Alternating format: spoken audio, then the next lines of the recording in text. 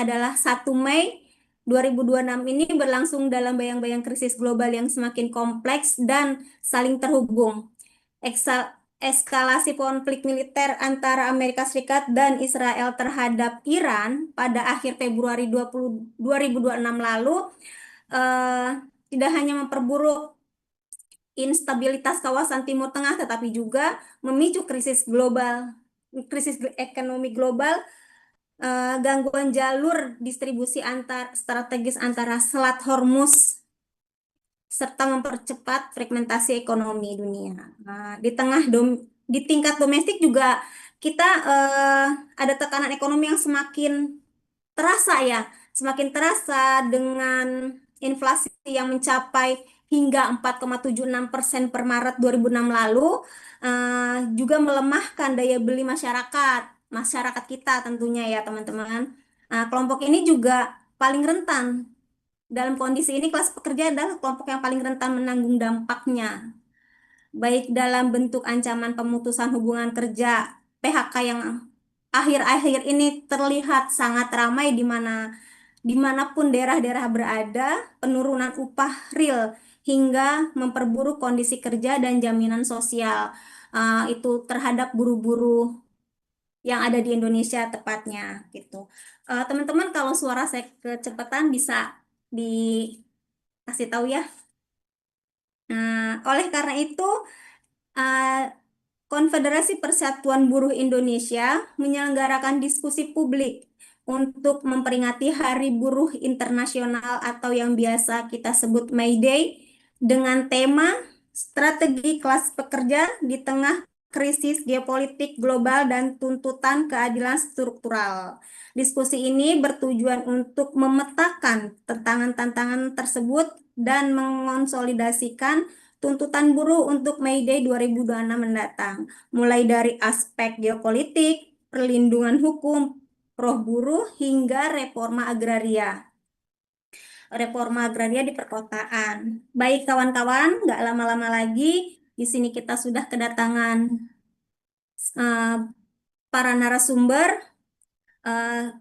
Untuk narasumber yang pertama, saya persilahkan adalah Bung Gede Sandra dari Komite Politik Nasional. Untuk waktunya 15 menit ya Bung, saya persilahkan. Oh iya, saya mau nge-share ini, apakah bisa? Oh iya, ya bisa, silakan Bung. Gini ya. Sebentar ya.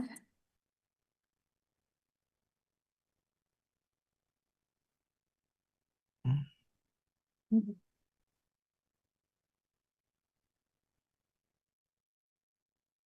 Bisa ya.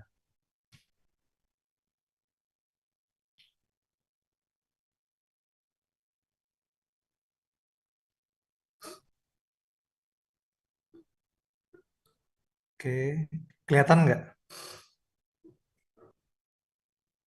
Sudah terlihat? Lagi loading, sebentar.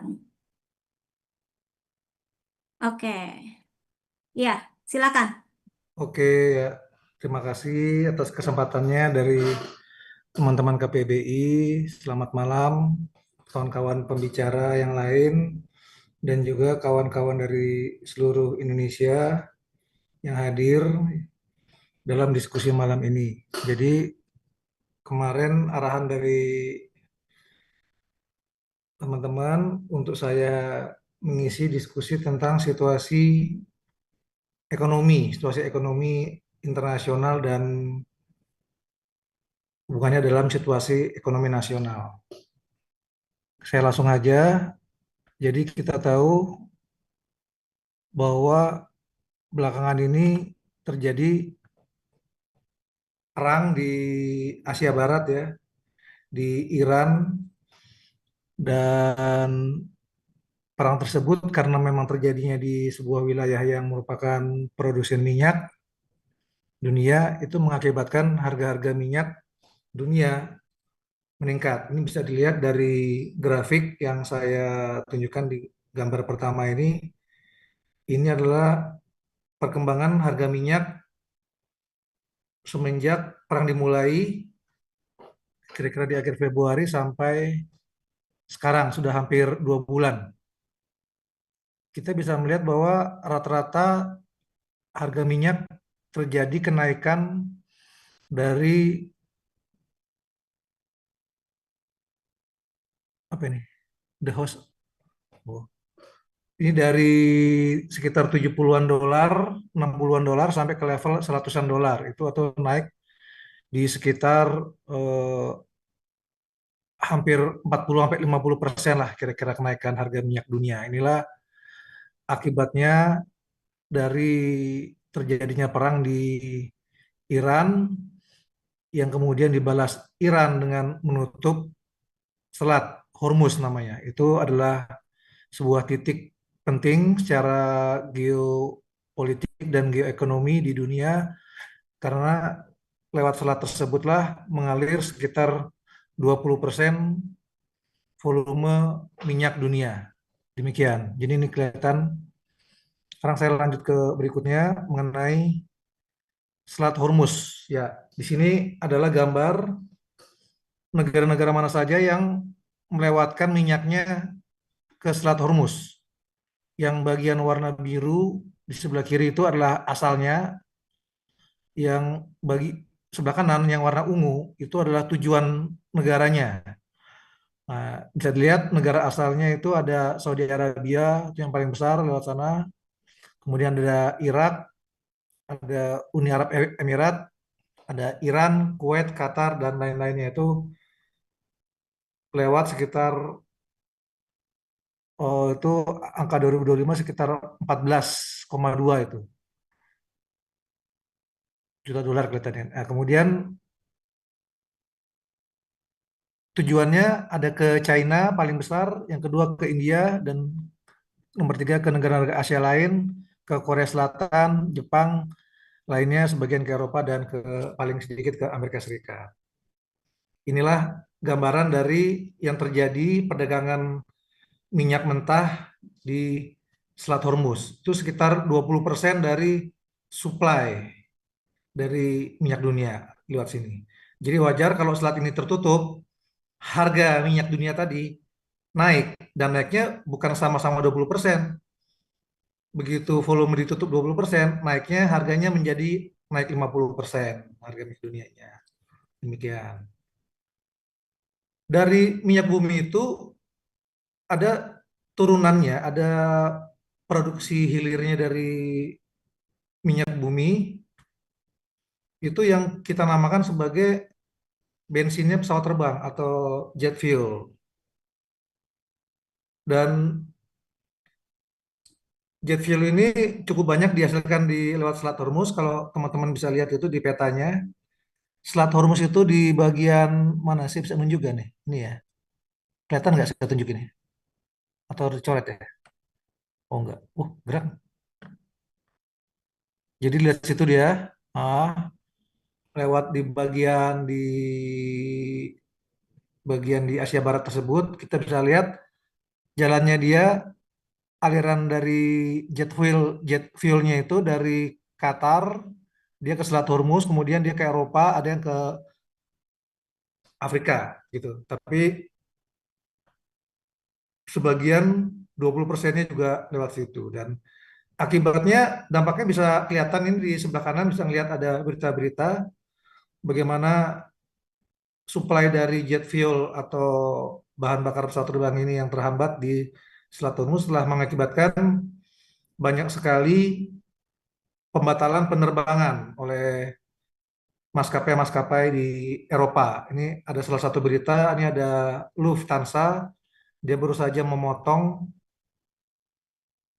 apa namanya penerbangan sebanyak 20.000 penerbangan gara-gara dia kekurangan si jet fuel ini gitu. Dan secara otomatis ini juga meningkatkan harga jet fuel di berbagai negara ya, termasuk di Amerika dan juga di Indonesia. Itu wajar, maka teman-teman bila menyadari harga-harga tiket pesawat termasuk di nasional itu sekarang sudah mulai naik, dan kenaikannya itu mungkin sekitar 20 sampai 30%. Kemudian selain jet fuel, turunan lain dari minyak bumi atau gas alam yang dihasilkan di Selat Hormuz itu juga adalah namanya urea. Dan urea ini adalah pupuk, bahan baku utama pupuk yang paling besar di dunia. Bisa dilihat di diagram yang sebelah kiri yang berwarna biru, itu adalah data dari eksportir dari urea di tahun 2023. Kita bisa lihat yang paling besar tuh itu Rusia, dan yang kedua terbesar adalah Qatar. Qatar itulah yang lewat Selat Hormuz salah satunya kan, dan di bawahnya ada OMN tuh Oman dan Saudi. Jadi cukup besar sekali juga ternyata apa, eh, market share atau pangsa pasar dari produsen urea ini yang melalui Selat Hormuz, dan akibatnya ini juga sudah menaikkan harga harga pupuk dunia karena Selat Hormuz tertutup. Harga pupuk menjadi naik di banyak negara. Di Amerika sudah naik 50%, di terutama yang harganya pupuknya mengikuti harga internasional gitu kan, itu sudah mulai naik di seluruh dunia dan akan mengakibatkan harga pangan juga semakin naik di yang akan diproduksi lagi, yang akan juga mengakibatkan kenaikan dari inflasi secara umum. Demikian. Selain urea, ada sebuah produk yang juga tidak kalah penting dari gas alam yang juga dihasilkan di bagian dari Selat Hormuz, yaitu di Qatar. Ya, nama zatnya adalah helium. Helium ini kalau teman-teman ingat, ini adalah sebuah zat yang mungkin teman-teman ingatnya ini pakai balon terbang gitu ya, buat ngisi balon biar balon ini bisa terbang, namanya helium. Tapi helium ini masuk di sini adalah helium untuk bahan baku utama. Dia sebenarnya adalah yang membantu memfasilitasi pembuatan chips dalam industri semikonduktor. Jadi seluruh handphone kita, laptop kita yang kita pakai sekarang ini, dan termasuk AI, itu semua bahan bakunya dibantu pembuatannya berproses itu melalui sebuah zat yang namanya helium ini. Jadi sangat signifikan sekali perannya, terutama bisa dilihat Qatar itu juga merupakan produsen helium yang terbesar kedua di dunia setelah Amerika. Jadi kekurangan pasokan helium mengakibatkan banyak negara-negara maju yang memproduksi semikonduktor seperti di Eropa atau di Taiwan, di Korea, di Jepang itu yang kesulitan saat suplai helium ini juga terhambat karena penutupan Selat Hormuz.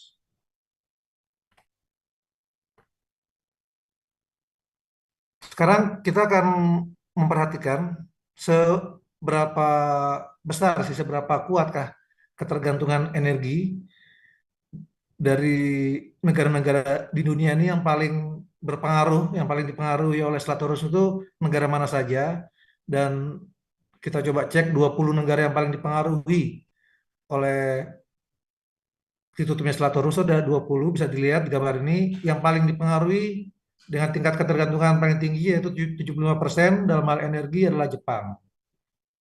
Yang kedua India 70%, ketiga Korea Selatan 65%, Taiwan 60%, Singapura 60%, Pakistan 60%, Bangladesh 60%, Vietnam 55%, Thailand 50%, Cina 60%, Filipina 45%, Malaysia 40%, dan Indonesia. Indonesia berada di peringkat ke-13 dari negara-negara tersebut dengan di level 35% kita ketergantungannya kepada Selat Hormuz. Berikutnya ke-14 Sri Lanka, Nepal, Jerman, Italia, Inggris, Perancis, dan yang terakhir yang ke-20 adalah Amerika Serikat, cuma 10%. Tapi perlu diketahui bahwa 20 negara yang paling dipengaruhi oleh Selat Hormuz ini juga 20 negara yang menyusun sekitar 70% dari perekonomian atau produk domestik bruto dari dunia gitu. Jadi terganggunya perekonomian, terjadinya krisis yang ditimbulkan dari krisis energi di 20 negara ini juga akan berdampak pada sistem perekonomian dunia karena dia menyusun sekitar 70% dari badan ekonomi tersebut. Sekarang kita coba akan memeriksa apa sih dampak dari ditutupnya Selat Hormuz, konflik di Asia Barat ini terhadap industri-industri di Indonesia. Ini kan tadi pertanyaannya dari moderator Mbak Riani bahwa apa dampaknya bagi kelas pekerja gitu kan. Ini bisa dilihat simulasi yang dilakukan ini terdapat sekitar tujuh, tujuh sektor utama yang akan sangat dipengaruhi oleh dari situasi perang dan situasi di Timur Selat Hormuz ini. Yang pertama adalah sektor transportasi dan logistik.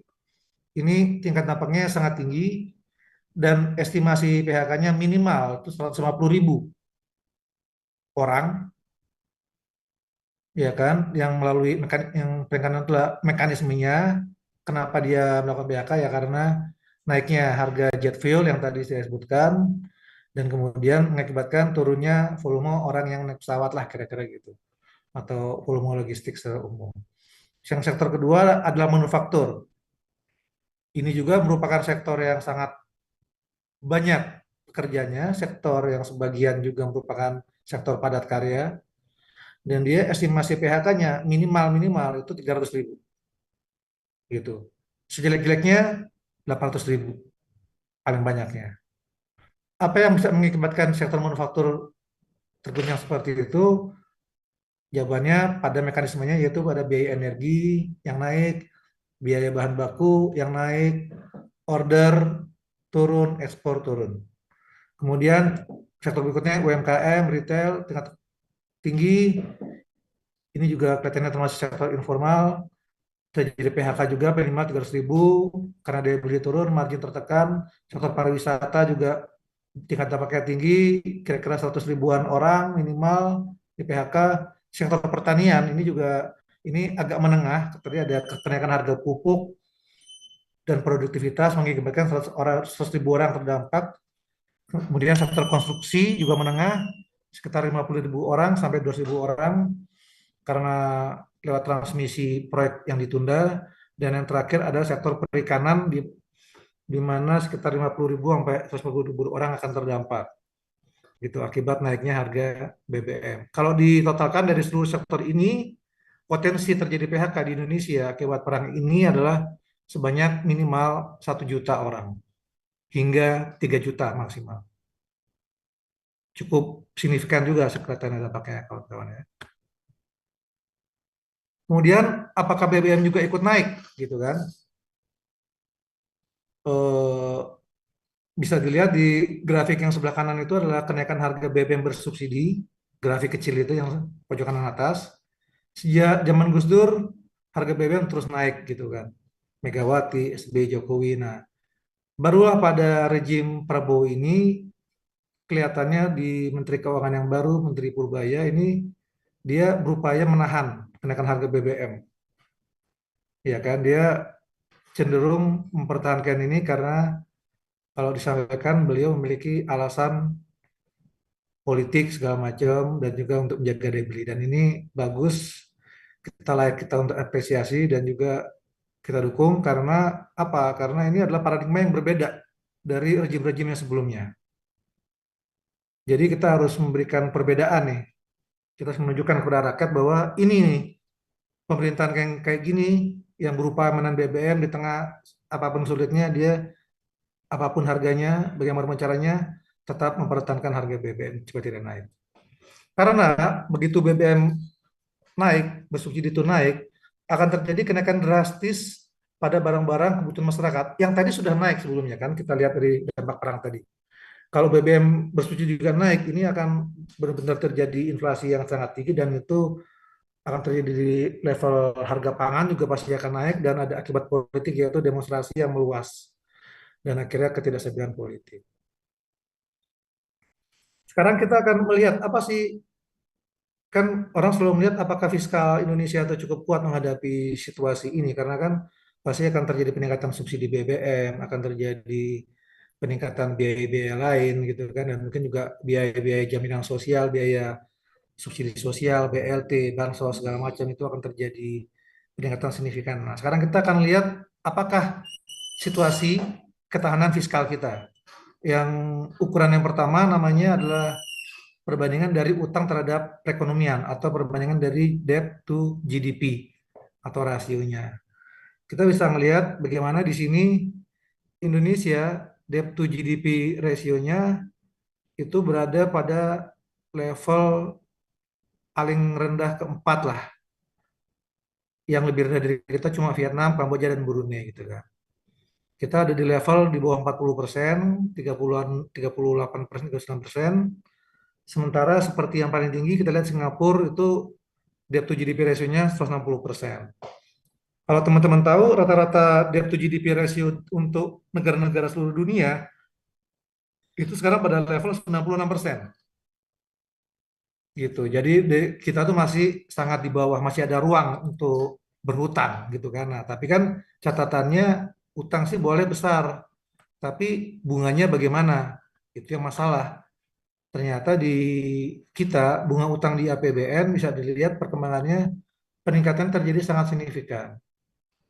Bila dulu tahun 2004 pada awalnya bunga utang masih 40-an triliun, bisa dilihat tabel ini kecil ya, itu hanya 5% dari APBN tahun 2004 zaman SBY pertama. Kemudian kita coba langsung melompat ke 2014 di mana SBY selesai, bunga utang bertambah dari 40 triliun ke 137 triliun. Ya kira-kira bertambah 90-an triliun lah secara rata-rata. Itu adalah 8%. Sekarang kita bandingkan dengan era Jokowi, kita lihat di tahun 2024 sudah berapa nilainya bunga utangnya? Sudah 489 triliun. Jadi meningkat sejak awalnya 2014 137 sampai ke 489 itu hampir sekitar 360 triliun peningkatannya. Dan itu sudah memakan 13% dari APBN. Terjadi peningkatan signifikan penambahan bunga utang pada era Jokowi ya kalau berdasarkan data ini ya. Dan sekarang posisinya di level 14,8%. Itu yang agak berbahaya adalah besarnya bunga utang kita. Dan yang ketiga adalah situasi fiskal kita ternyata memang cukup besar bunga utang kita itu di ASEAN level tingginya bunga utang kita sekitar hampir 14% tersebut itu di level ketiga tertinggi di ASEAN. Paling tinggi Laos 17% bisa dilihat yang warna paling tinggi ini biru. Kemudian paling nomor dua tertinggi adalah Malaysia 14,9% dan kita hampir 14% kan. Kita ketiga tertinggi ini cukup besar. Sementara tadi kita lihat Singapura yang secara debt to GDP rasio-nya sangat besar, 160%, dia hanya 5% bunganya gitu. Sehingga dengan saya misalkan sebagai ke ketertekanan apa nih tertekannya fiskal kita itu harus syarat satu-satunya cara adalah bagaimana ada terobosan untuk meningkatkan penerimaan negara. Dari berbagai studi kami, kita ini memiliki potensi yang pertama dari misinvoicing. Jadi sudah puluhan tahun, belasan tahun terjadi misinvoicing yang berupa under invoicing dan juga over invoicing yang nilainya itu menghilangkan pendapatan pajak penerimaan negara 100 triliun per tahun. Dan bila ini diberantas penuh, di mana tidak lagi terjadi permainan ini, negara bisa mendapatkan 100 triliun per tahun. Dan selain memberantas misinvoicing, Republik ini juga seharusnya bisa memberantas yang namanya transfer pricing. Transfer pricing itu dia adalah permainan dari harga sehingga terjadi manipulasi pajak juga gitu. Dan potensi tambahan penerimaannya bila kita bisa memberantas transfer pricing itu sekitar 75 triliun per tahun. Dan yang ketiga, cara untuk meningkatkan penerimaan berikutnya adalah dengan mengubah model bagi hasil kontrak pertambangan dengan 50-50 dari profit. Bila itu dilakukan secara merata di seluruh industri, itu bisa meningkatkan tambahan penerimaan negara sekitar 300 triliun per tahun. Dari Maaf, dari Bung tiga, waktunya 5 menit lagi ya. ya sudah mau habis. Mungkin. Dengan tiga langkah ini kita bisa mendapatkan potensi tambahan pendapatan 100 ditambah 75 ditambah 300 hampir 475 triliun. 475 ini jumlah yang sangat besar yang lebih besar daripada jumlah saldo SAL atau saldo anggaran lebih yang selalu dibilang Menkyu Purbaya. Kita ada duit 450 triliun. Ini juga nilainya juga mirip-mirip segitu kalau bisa dikerjakan semua. Dan sekarang kita langsung melihat situasi sebenarnya bagaimana sih situasi di masyarakat Indonesia sendiri di tengah di tengah semua masalah yang tadi kita sampaikan. Dan ternyata bisa dilihat ada suatu kecenderungan bahwa ternyata tingkat ketimpangan di akhir, yaitu di akhir tahun lalu, di 1 tahun pemerintahan Prabowo, itu turun. Jadi yang dilihat dari namanya Gini ratio. Gini ratio adalah ukuran dari ketimpangan pengeluaran atau ketimpangan pendapatan masyarakat yang bila nilainya semakin mendekati 1, dia semakin timpang. Bila dia mendekati 0, dia semakin adil gitu kan. Nah, ini artinya semakin kecil indeks gini, dia semakin menuju keadilan. Dan bisa dilihat bahwa terjadi penurunan indeks gini yang terendah dalam 15 tahun terakhir pemerintahan di Indonesia. Ini sejak terakhir 0,38 tahun 2010 zaman SBY. Nah, tapi selain indeks gini ini kita juga harus melihat ini terakhir, yaitu bagaimana sebenarnya tingkat pembagian dari ekonomi kita pada kelas-kelas ekonomi masyarakat Indonesia. Kita bisa melihat bahwa itu yang warna hijau yang paling bawah, upper class, itu adalah kelas paling atas. Nilainya kurang dari 1% penduduk lah kira-kira. Kemudian yang warna biru itu adalah kelompok miskin, itu yang standar di bawah garis kemiskinan ya yang versi BPS itu ada di sekitar 10% dari penduduk. Kemudian kita bisa melihat grafik yang warna biru adalah kelas menengah. Kelas menengah yang warna biru tua dia ada di sekitar 20% dari penduduk. Di atas itu ada namanya vulnerable poor atau rentan miskin. Ini sedikit di bawah aspiring. Dan yang paling banyak adalah aspiring middle class. Ini adalah 50% dari penduduk. Dan di manakah posisi kelas pekerja? Posisi kelas pekerja itu adalah sebagian besar ada di aspiring middle class. Di mana pendapatannya itu kalau tidak salah si aspiring ini adalah yang di bawah 2 juta gitu, 2,5 juta sebulan gitu. Kalau kurus sekali kan dia di bawah 300.000 sebulan. Kalau vulnerable di bawah 900.000 per bulan gitu. Ini jadi yang perlu kita perhatikan dari banyak sekali perdebatan terakhir mengenai middle class, bagaimana strategi kita di dalam Mede ini kita bisa meningkatkan nilai untuk aspiring middle class agar porsinya dia naik, meningkat, yang warna merah ini. Kenaikan aspiring middle class ini terjadi pernah pada era tahun 2008. Itu terjadi di mana sektor swasta sangat aktif, sangat tinggi, dan karena waktu itu industri sawit juga lagi bangkit-bangkitnya.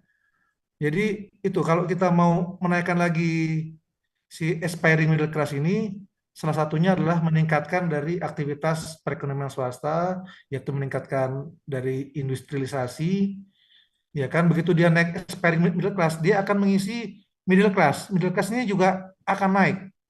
Dan lama-lama naik dari middle class, dia naik ke upper class. Jadi tujuan dari ekonomi itu sebenarnya adalah meningkatkan jumlah orang yang berpendapatan tinggi gitu kan. Artinya kita ingin semakin memperbanyak dari middle class gitu kan target perekonomian kita.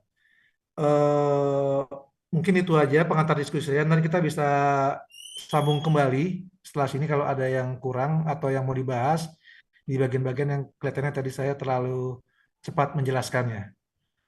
Oke, Mbak Rianti, terima kasih banyak. Nanti kita sambung lagi dalam diskusi karena saya rasa sudah habis waktu saya. Terima kasih Bung Gede Sandra atas diskusinya. Dari yang tadi disampaikan, dampak dari penutupan Selat Hormuz itu berdampak banget sama di sekitar 20 negara begitu ya. Eh, Mulai dari apa pupuk yang naik, eh, kenaikan bahan bahan pesawat, bahan bakar pesawat begitu ya Bung Gede, kurang Iya, lebihnya. Dan sangat berdampak terutama bagi Indonesia ya yang apa eh, khususnya di sektor manufaktur. Eh, Sedikit sih yang saya catat tadi. Baik, terima kasih Bung Gede. Selamat malam juga nih, udah ada Mbak Dewi Kartika. Selamat malam, Mbak Dewi. Halo, selamat malam, Ya, Mbak selamat Riani. malam. Makasih undangannya. Ya, sama-sama. Baik, kita ke narasumber berikutnya. Ada Bung Damar Pancamulya atau yang biasa kita kenal Bung Oncom, selaku Sekjen dari KPBI, untuk bisa memaparkan atau menyampaikan situasi nasionalnya, Jen, situasi nasional dan dampak perang terhadap buruh serta tuntutan rencana undang-undang ketenagakerjaan yang pro terhadap buruh gitu. Silakan, waktunya 15 menit ya, Sekjen, silakan. Oke, baik, terima kasih Mbak Riani sebagai moderator diskusi pada malam hari ini. Saya upayakan tepat waktu 15 menit, semoga. Dan sebelumnya saya mohon maaf tidak menyiapkan materi gitu atau slide PPT karena aktivitas menjelang May Day ini cukup menyita banyak waktu gitu. Hampir setiap hari kita selalu melakukan konsolidasi memastikan di masing-masing federasi serikat anggota yang berafiliasi dengan KPB itu melakukan prakondisi biar maksimal, tapi yang terpenting bagi kami adalah substansi dari perjuangan media itu sendiri. Jadi kita memang punya beberapa tuntutan yang sifatnya strategis gitu ya, harus kita perjuangkan eh, bagaimanapun metodenya dan dimanapun kita akan melakukan media, yang terpenting adalah pesan kita tersampaikan dan tuntutan-tuntutan kita terakomodir oleh rezim yang berkuasa hari ini. Nah, untuk mengawali diskusi malam hari ini, saya ingin masuk terlebih dahulu gitu ke kondisi kerja perburuhannya atau kondisi kerja buruh hari ini di era rezimnya Prabowo gitu ya. Sebetulnya dari era Jokowi atau sebelum-sebelumnya, saya beranggapan belum ada perbaikan atau perubahan dari mulai sistem kerja dan kondisi kerjanya, termasuk juga perlindungan hak normatif buruhnya yang cukup signifikan. Jadi buruh ini masih di dalam kondisi yang serba terpaksa gitu untuk menjalankan kehidupan, untuk memenuhi kebutuhan hidup sehari-harinya dengan kondisi kerja yang sangat buruk. Apa itu kondisi-kondisi kerja yang sangat buruk? Pertama, saya melihat semakin bergesernya mandat konstitusi kita untuk memastikan setiap warga negara berhak mendapatkan penghidupan yang pekerjaan yang layak untuk mencapai penghidupan yang layak. Jadi dengan ketidakpastian gitu ya terhadap pekerjaan yang layak, karena statusnya makin fleksibel, terlebih pada saat Undang-Undang Omnibus Law Cipta Kerja itu disahkan, dan kemudian status kerjanya makin fleksibel dari mulai outsourcing kemudian dibebaskan di semua lini, kontrak outsourcing atau PKWT. PKWT-nya itu bertambah menjadi 5 tahun dari sebelumnya 3 tahun. Terus buruh harian lepas ini trennya makin meningkat. Hampir 70% di setiap perusahaan dalam pengamatan kami atau kajian KPBI itu seringkali diterapkan atau menjadi tren yang sangat eh, ya sangat populer di kalangan para pengusaha, baik di sektor perkebunan, sektor manufaktur, perikanan, hampir semua sektor itu berlomba-lomba untuk mempekerjakan karyawannya menjadi atau status kerjanya menjadi buruh harian lepas atau istilah lain adalah borongan. Nah, artinya semakin jauh warga negara Indonesia atau kelas pekerja mendapatkan kepastian kerja yang layak gitu. Karena terbatas waktunya atau mudah sekali untuk di PHK, mudah untuk dipekerjakan dan mudah juga untuk di PHK. Sama kayak ilustrasinya tuh kalau orang lagi makan permen karet, selagi masih manis ya dikunyah terus, tapi kalau udah pahit rasanya dilepeh begitu aja atau dibuang seenaknya. Itu salah satu kondisi yang real yang kita rasakan, sehingga berdampak kepada ketika undang-undangnya makin fleksibel, tidak ada perlindungan terhadap kepastian kerja yang layak, maka buruh saat ini itu semakin ragu dia untuk berserikat. Kenapa? Karena dengan status PKWT atau status harian lepas ataupun outsourcing yang secara prinsip dia perjanjian kerjanya pasti dikontrak itu, ketika dia aktif di dalam serikat atau dia vokal, maka si HRD-nya itu tidak akan memperpanjang kontraknya. Itulah yang menyebabkan buruh akhirnya jadi enggan untuk berserikat gitu. Nah, kondisi ini menyebabkan poin yang ketiga, buruh jadi enggan untuk berserikat. Itulah yang kemudian melemahkan posisi serikat, melemahkan nilai tawarnya serikat kepada pihak perusahaan dalam perkara untuk perjuangan hak normatif. Dan kita bisa buktikan kalau kawan-kawan searching gitu density union kita atau tingkat kepadatan buruh untuk berserikat itu sangat rendah sekali. Data BPS menyatakan 62 juta buruh formal, terus sekitar 78 jutaan buruh informal ya. Kalau di total mungkin sekitar 150-an juta buruh. Tapi yang berserikat hanya sekitar 5 jutaan mungkin. Artinya presentasinya sangat kecil sekali. Beda dengan di beberapa negara-negara Eropa, baik Jerman maupun Skandinavia dan seterusnya, itu tingkat kepadatan berserikatnya atau minat untuk berserikat, density union itu sangat tinggi.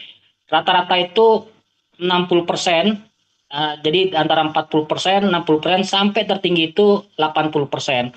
Nah, kalau di Indonesia itu sangat kecil sekali. Kenapa? Karena regulasi ketenaga kerjaannya itu sangat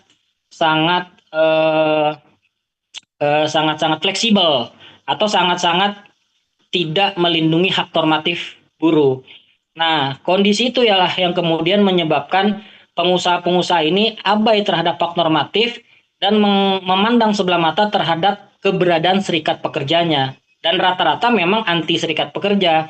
Jadi karena buruhnya enggan berserikat, nilai tawar serikatnya itu melemah, jadi semua pelanggaran-pelanggaran diterabas saja karena nggak ada takut-takutnya lagi dengan serikat. Maka penting kita kemudian memperjuangkan kebebasan berserikat, perjuangan hak normatif itu untuk mengembalikan karakter serikat sebagai alat persatuan dan alat perjuangan.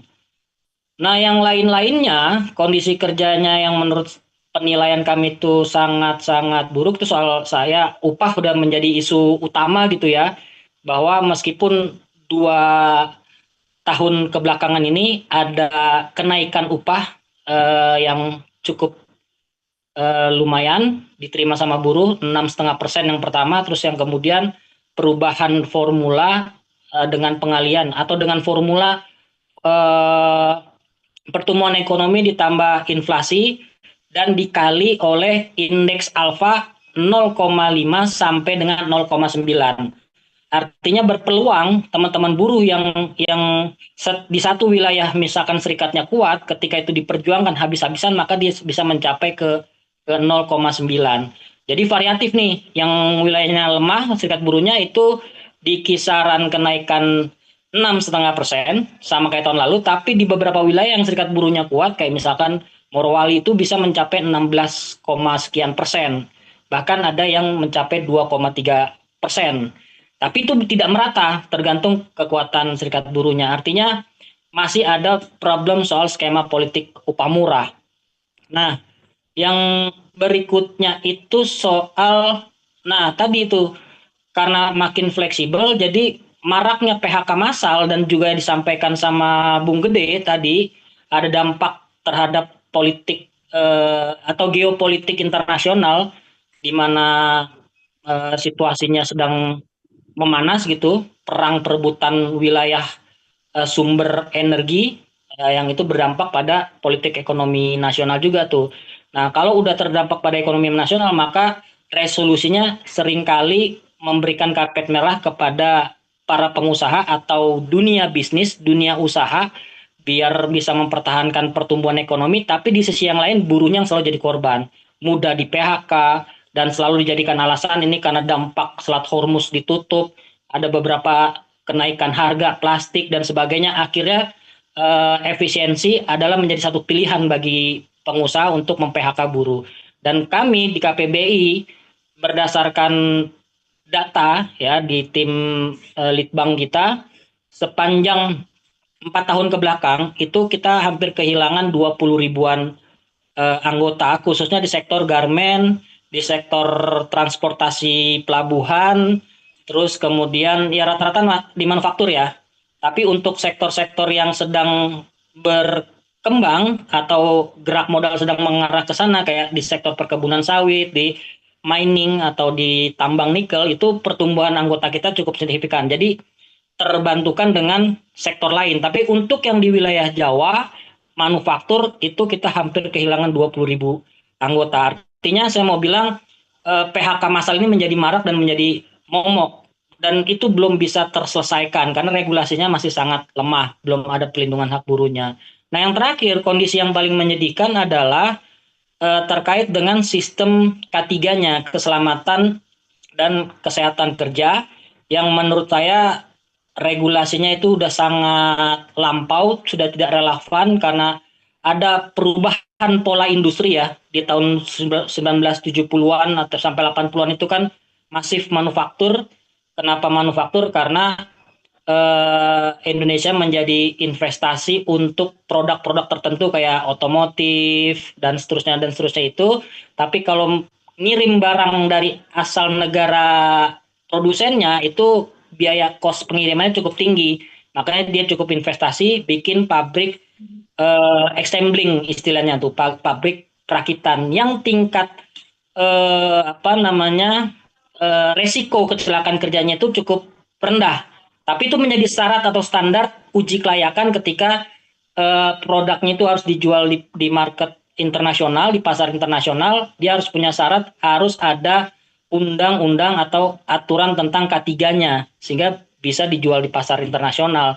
Tapi saat ini ada perubahan pola industri yang kemudian dari manufaktur ke ekstraktif atau langsung eksploitasi terhadap sumber kekayaan alam, yang tentunya risiko terjadinya kecelakaan kerja di ruang lingkup kerja itu sangat tinggi. Kayak misal di pertambangan ya, sektor nikel itu karena dia langsung eksplorasi di langsung ke kekayaan alamnya gitu ya, artinya mempengaruhi lingkungan dan sebagainya, sehingga seringkali terjadi satu bencana alam, baik banjir maupun gempa bumi.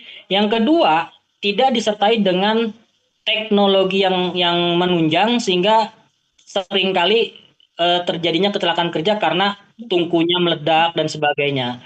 Ya, Dan maaf Jen, waktunya 1 menit lagi ya. oke, sampai hari ini jumlah terakhir ya, saya dapat informasi itu sekitar 14 orang yang meninggal di tempat kerja. Kalau total keseluruhan di tahun 2025 itu mencapai 114 orang yang meninggal di tempat kerja di Morowali. Saya bicara tentang Morowali ini.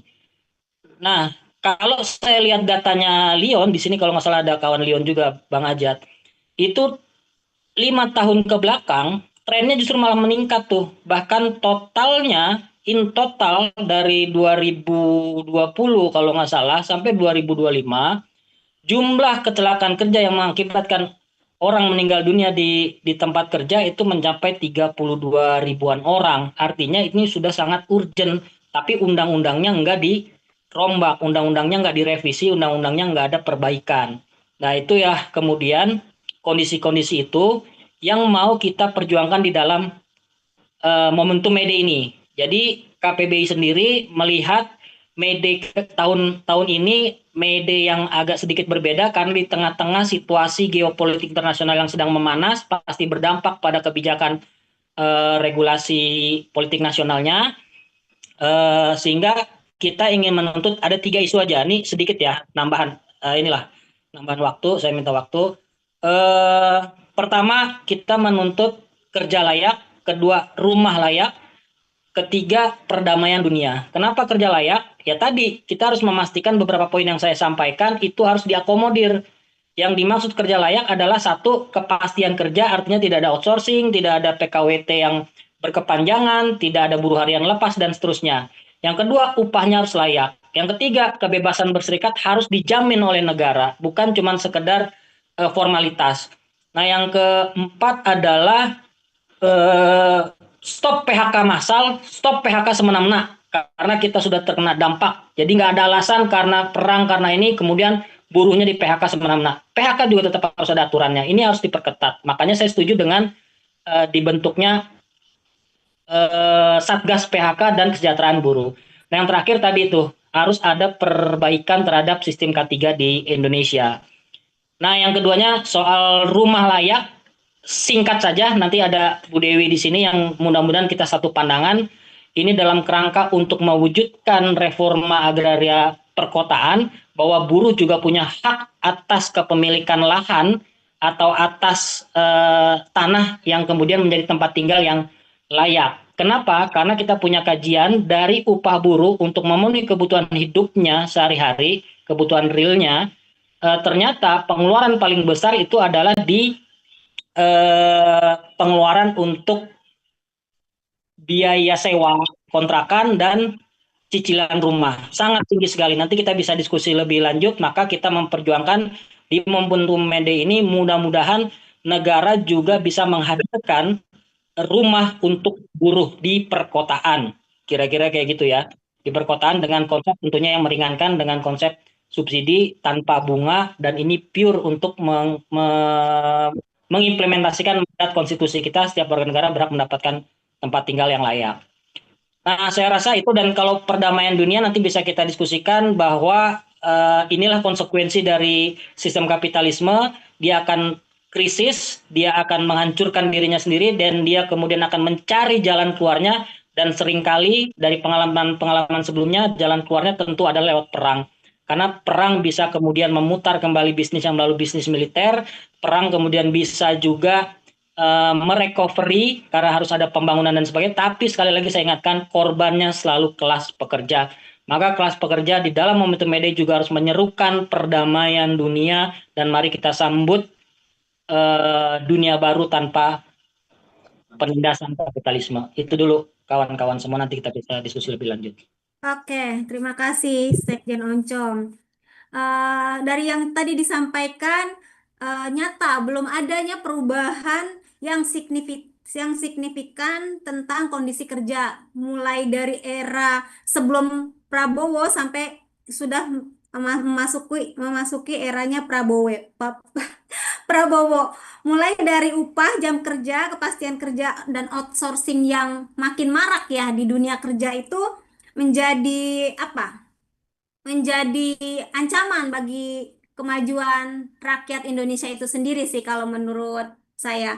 Oke, teman-teman, karena di sini sudah ada narasumber Mbak Dewi Kartika dari KPA selaku sekjennya KPA. Oh ya, sebentar teman-teman, nanti kalau ada yang ingin bertanya bisa di chat ya di kolom komentar. Nanti setelah semua narasumber sudah memaparkan, boleh langsung kita bacakan apa yang menjadi pertanyaan teman-teman. Oke.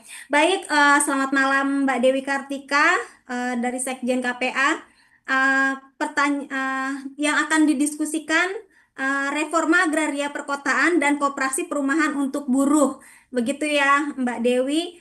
Untuk waktunya 15 menit saya persilahkan. Iya, makasih Mbak Riani. Assalamualaikum warahmatullahi wabarakatuh. Waalaikumsalam. Sejahtera, salam sehat kawan-kawan semuanya.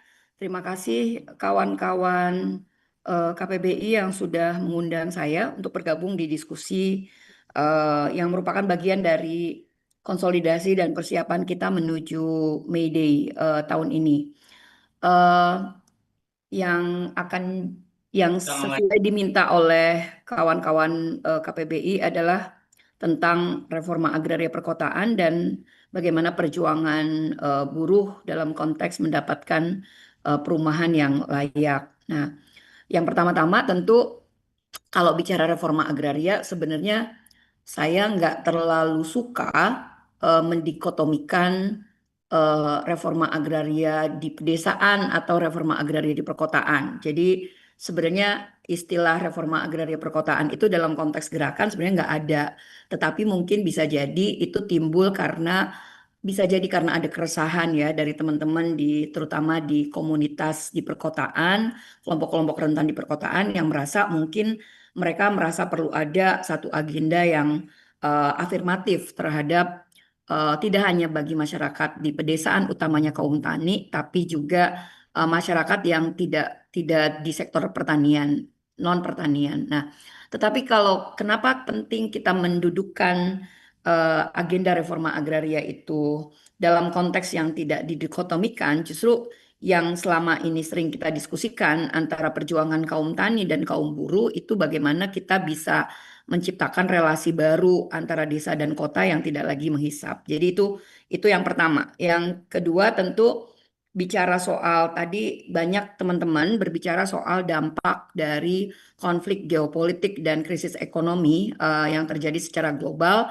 sebenarnya kurang lebih sama ya. Pertama tentu menyebabkan ketidakpastian, rupiah anjlok, kemudian ada perang dagang, konstelasi koalisi-koalisi ekonomi dan politik juga berubah, kemudian terjadi juga tekanan inflasi yang akhirnya juga itu akan mempengaruhi rantai pasok pangan secara global yang nantinya tentu secara nasional tentu akan berpengaruh juga kepada kenaikan harga pangan secara tajam di level negara-negara banyak negara di dunia secara global.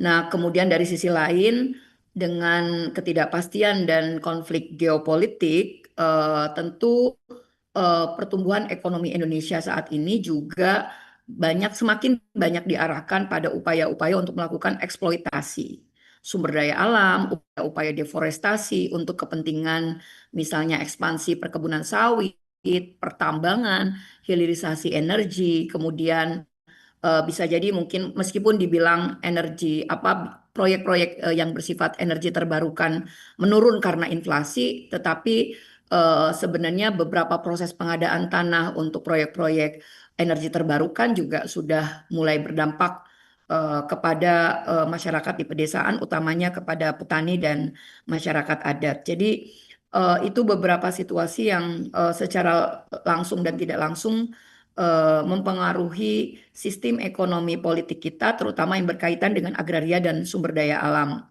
Nah, lebih-lebih tentu dengan situasi tersebut, maka sistem pertanahan kita, sistem agraria kita juga semakin terjebak kepada perangkap pasar tanah bebas. Itu juga yang akan mempengaruhi sebenarnya tadi yang disampaikan oleh Bung Oncom bahwa ada kebutuhan tanah dan pemukiman atau perumahan yang semakin tinggi karena kemiskinan juga semakin terbuka gitu. Tetapi sementara sistem pasar tanah kita semakin menjadi jebakan bagi kelompok-kelompok rentan yang tentu secara ekonomi punya kesulitan untuk menjangkau atau mendapatkan akses kepada tanah ataupun kepada pemukiman yang layak.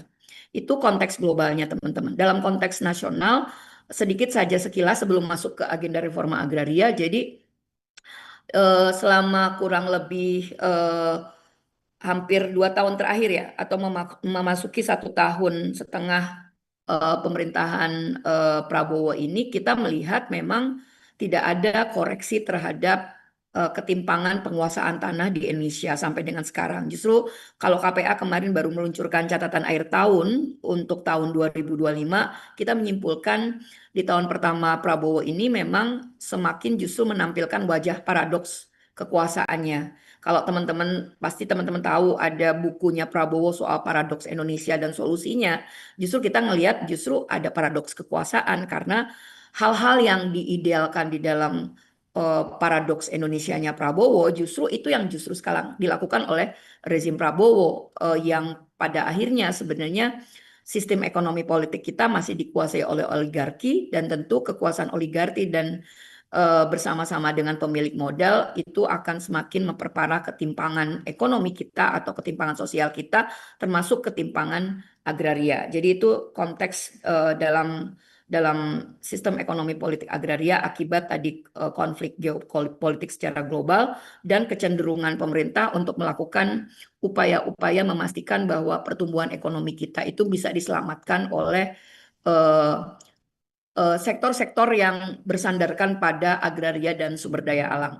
Nah, 1 tahun terakhir kita melihat pemerintahan ini bergerak kepada 3 pendekatan utama, teman-teman. Jadi yang ini akan mempengaruhi kenapa agenda reforma agraria kita itu semakin menjauh dari janji asta-citanya Prabowo. Yang pertama, ciri khas dari pemerintahan sekarang ini tentu teman-teman sudah memahami kekuasaan dipusatkan melalui kebijakan yang terkomando. Yang kedua, sistem ekonomi itu dikelola dengan logika kapitalisme negara. Jadi justru negara yang sekarang punya power, misalnya untuk melakukan banyak upaya-upaya nasionalisasi aset, terutama misalnya tanah.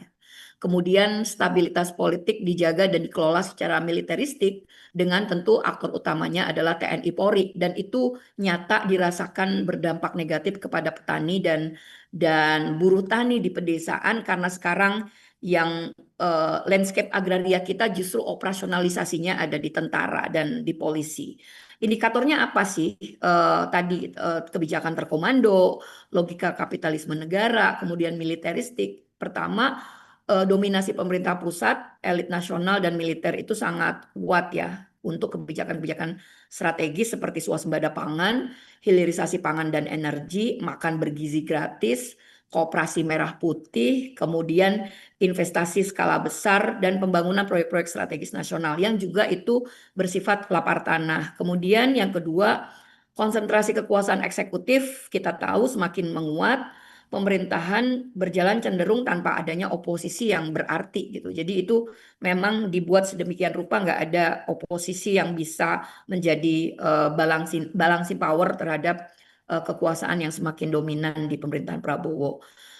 Pendekatan komando dan pelibatan militer kita bisa lihat di ranah-ranah sipil termasuk di urusan-urusan pangan, teman-teman. Jadi dalam 1 tahun, hampir 1 tahun setengah terakhir ini, petani kita banyak vis-a-vis dengan tentara dalam konteks proyek-proyek ketahanan pangan atau pembukaan cetak sawah baru lewat food estate atau food security dan lain sebagainya yang berbau pangan tetapi dikerjakan oleh tentara. Kemudian adanya manipulasi narasi soal nasionalisme dan persatuan yang itu sebenarnya untuk membungkus sentralisasi kekuasaan. Jadi misalnya upaya-upaya untuk melakukan nasionalisasi aset atas tanah itu masif dilakukan. Jadi nanti akan berimbas kepada bentuk-bentuk yang ditawarkan oleh pemerintahan Prabowo atas nama reforma agraria yang sebenarnya itu bukan reforma agraria. Termasuk nanti misalnya kita bicara apakah janji 3 juta rumah bagi masyarakat berpenghasilan rendah itu adalah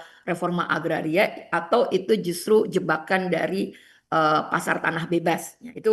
Itu nanti yang bisa kita diskusikan sama-sama. Tetapi itulah gambaran yang terjadi ketika terjadi paradoks agraria selama kurang lebih tahun 2025 ya, yang KPA catat. Itu menimbulkan sebenarnya konflik agraria di pemerintahan Prabowo itu naik 15% teman-teman dibandingkan di tahun 2024. Ada 341 letusan konflik agraria di mana 123.000 keluarga itu terdampak dan itu ada di 428 desa dan kota, termasuk itu hampir merata di seluruh provinsi, bahkan ya tidak hanya provinsi-provinsi atau konflik-konflik yang terjadi di perkotaan teman-teman, tapi juga misalnya kita lihat dari 10 provinsi di Indonesia yang menjadi epicentrum terjadinya konflik agraria, misalnya kayak kota DKI Jakarta ini peringkat keempat, 10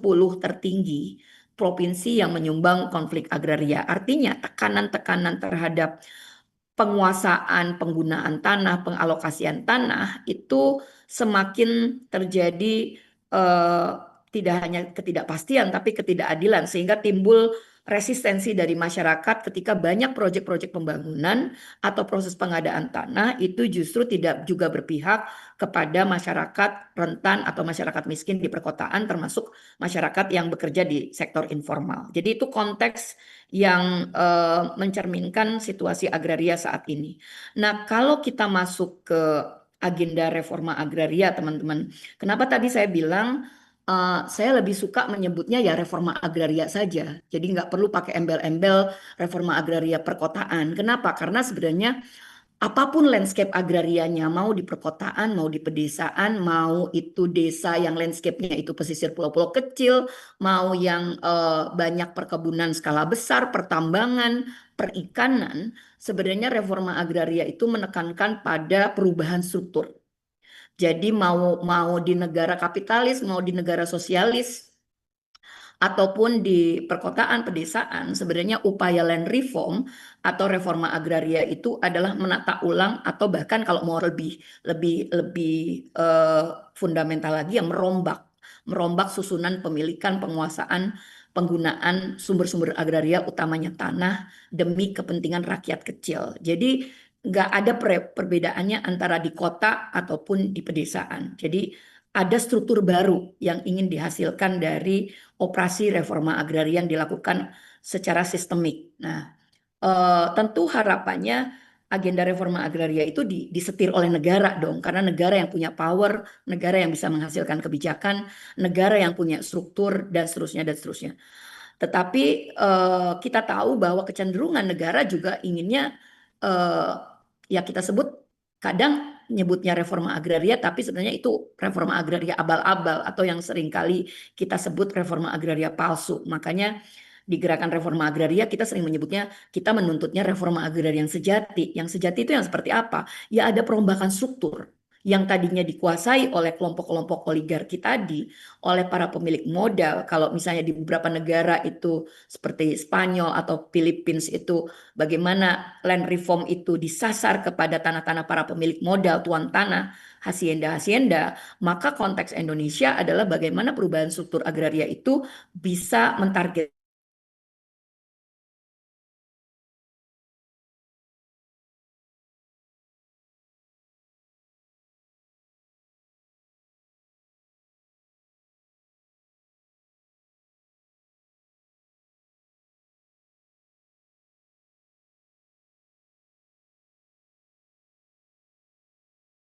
yang dibungkus dengan nasionalisme itu justru berubah menjadi hantu bagi kaum tani di pedesaan, karena nasionalisasi itu akhirnya merampas tanah atas nama mengamankan aset tanah milik negara ke dalam BUMN atau sekarang ada yang namanya Danantara ya. Jadi itu juga bagian dari upaya untuk mengambil alih tanah-tanah yang berkonflik atau masih mengalami ketidakadilan, itu dilakukan nasionalisasi aset. Itu juga konteks terkini yang dialami dalam upaya memperjuangkan reforma agraria. Jadi kembali lagi tadi bahwa apapun, siapapun, apakah petani, buruh, nelayan buruh yang dia bekerja di misalnya jadi ABK, anak buah kapal, atau dia membantu menjadi pekerja di sektor perikanan, itu adalah subjek hukum reforma agraria, teman-teman. Jadi sebenarnya prinsipnya itu tadi harus ada penataan ulang. Kalau memang mau dijalankan reforma agraria, apakah di pedesaan, apakah di perkotaan, maka tentu harus ada perubahan struktur.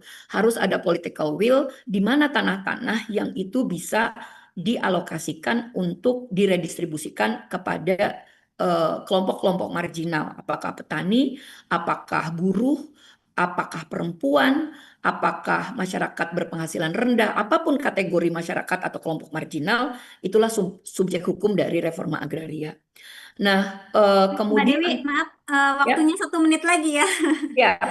Nah, jadi yang perlu kita ingat teman-teman adalah ketika kita memperjuangkan agenda reforma agraria, sebenarnya yang harus kita ingat adalah tanah, pemukiman, rumah, dan akses kepada ekonomi di atas tanah itu adalah hak dasar. Itu yang pertama, prinsip yang harus kita letakkan sebagai fondasi dan prinsip utama dalam agenda reforma agraria. Nggak peduli dia mau di pedesaan, mau di perkotaan, tanah, rumah, dan akses terhadap sumber-sumber ekonomi supaya dia lebih sejahtera, lebih terangkat derajatnya, itu adalah hak dasar yang harus dipenuhi oleh negara. Nah, artinya reforma agraria dimanapun, di landscape agraria manapun, itu mekanismenya bukan mekanisme pasar, teman-teman. Adalah mekanismenya tetap lewat land reform, ada penataan ulang, ada perubahan perbaikan struktur tata ruang kita, mana tanah-tanah untuk rakyat, mana tanah-tanah untuk pemukiman, mana tanah-tanah untuk fasilitas umum, fasilitas sosial, untuk industri, dan seterusnya. Jadi harus ditata ulang sistemnya supaya lebih berkeadilan dan kelompok-kelompok marginal itu diakui di dalam sistem agraria yang semacam itu. Nah, bukan mekanisme pasar yang sebenarnya sekarang sedang didorong oleh tidak hanya oleh pemerintahan Jokowi sebelumnya, sekarang juga didorong. Pertanyaannya, apakah 3 juta rumah bagi masyarakat berpenghasilan rendah itu adalah bagian dari reforma agraria?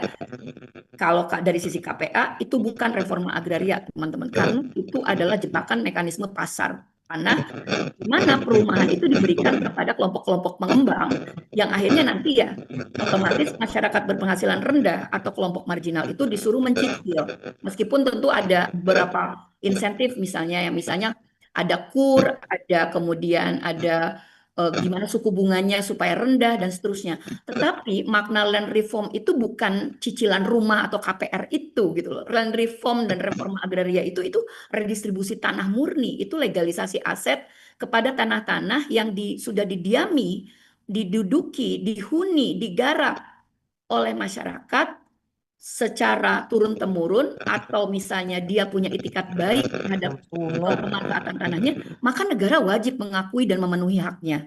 Bahkan kalau kita mengacu ke Undang-Undang Pokok Agraria yang selalu tiap tahun kita rayakan sebagai Hari Tani Nasional, kemudian juga ada peraturan Presiden nomor 62 tahun 2023 tentang reforma agraria, sudah jelas tanah-tanah mana yang harus segera ditata ulang dan diredistribusikan kepada rakyat. Apakah untuk tanah garapan, pertanian, perkebunan rakyat, perikanan, atau perumahan yang layak termasuk fasilitas umum dan fasilitas sosial yang menunjang agenda reforma agraria itu. Jadi sebenarnya prinsip utamanya ada di sana, kawan-kawan. Bukan masuk lagi ke mekanisme pasar, dibangun oleh para pengembang, kemudian rakyatnya disuruh nyicil, suku bunganya bisa fluktuasi, dan seterusnya, dan seterusnya. Jadi kurang lebih demikian, teman-teman, saya pikir agenda reforma agraria itu selalu menjadi bagian dari perjuangan kaum buruh, begitupun perjuangan agenda buruh selalu menjadi bagian dari perjuangan kaum tani dan gerakan reforma agraria.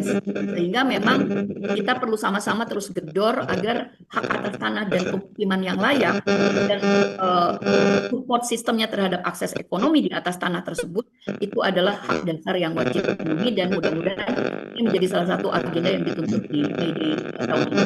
Demikian teman-teman semuanya. Assalamualaikum warahmatullahi wabarakatuh. Saya kembalikan ke moderator.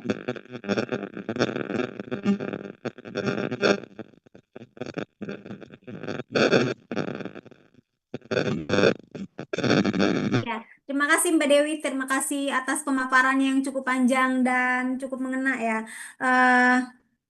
Ya, kita meminta pemerintah untuk memberikan tempat tinggal yang layak untuk rakyatnya, bukan memberi rumah, tapi dengan cicilan-cicilan yang besar, cicilan-cicilan yang eh, jauh lebih besar dari pendapatan yang teman-teman dapatkan gitu ya, menyambung dari dampak dari penutupan Selat Hormuz yang akhirnya membuat ekonomi kita menjadi terhambat, terganggu, upah-upah semakin, khususnya di sektor garmen ya, saya lebih lebih melihatnya di sektor garmen, eh, kepastian kerja tidak tidak eh, ada outsourcing, upah yang sangat minim gitu. Ini nggak hanya di sektor garmen aja sih sebenarnya ya, di semua buruh sepertinya terdampak gitu ya.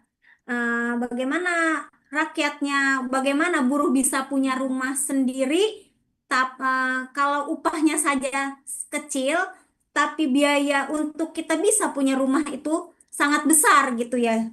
Eh, Paradoks agraria menimbulkan konflik agraria naik hingga 15%. Reforma agraria, perubahan struktural penguasaan tanah baik di desa ataupun di kota. Terima kasih Mbak Dewi atas pemaparannya yang sangat jelas dan sangat panjang. Eh, Kembali saya akan ke narasumber berikutnya. Agak terbata-bata. Untuk narasumber berikutnya adalah Ibu Jumisi selaku Wakil Presiden Perempuan PRT dan buruh migran dari Partai Buruh. Ya, silakan Bu Jumisi memaparkan pengalaman mengadvokasi kebijakan pekerja perempuan. Untuk waktunya 15 menit, Ibu Jum, saya persilahkan. Oke, baik. Selamat malam, Riani dan teman-teman. Alam. Apakah suara saya cukup jelas? Ya, Jelas, Kak. Hmm, Oke, teman-teman, waktunya sudah malam ya. Saya sedikit aja ya, Riani, tidak perlu panjang-panjang juga. Eh, apa?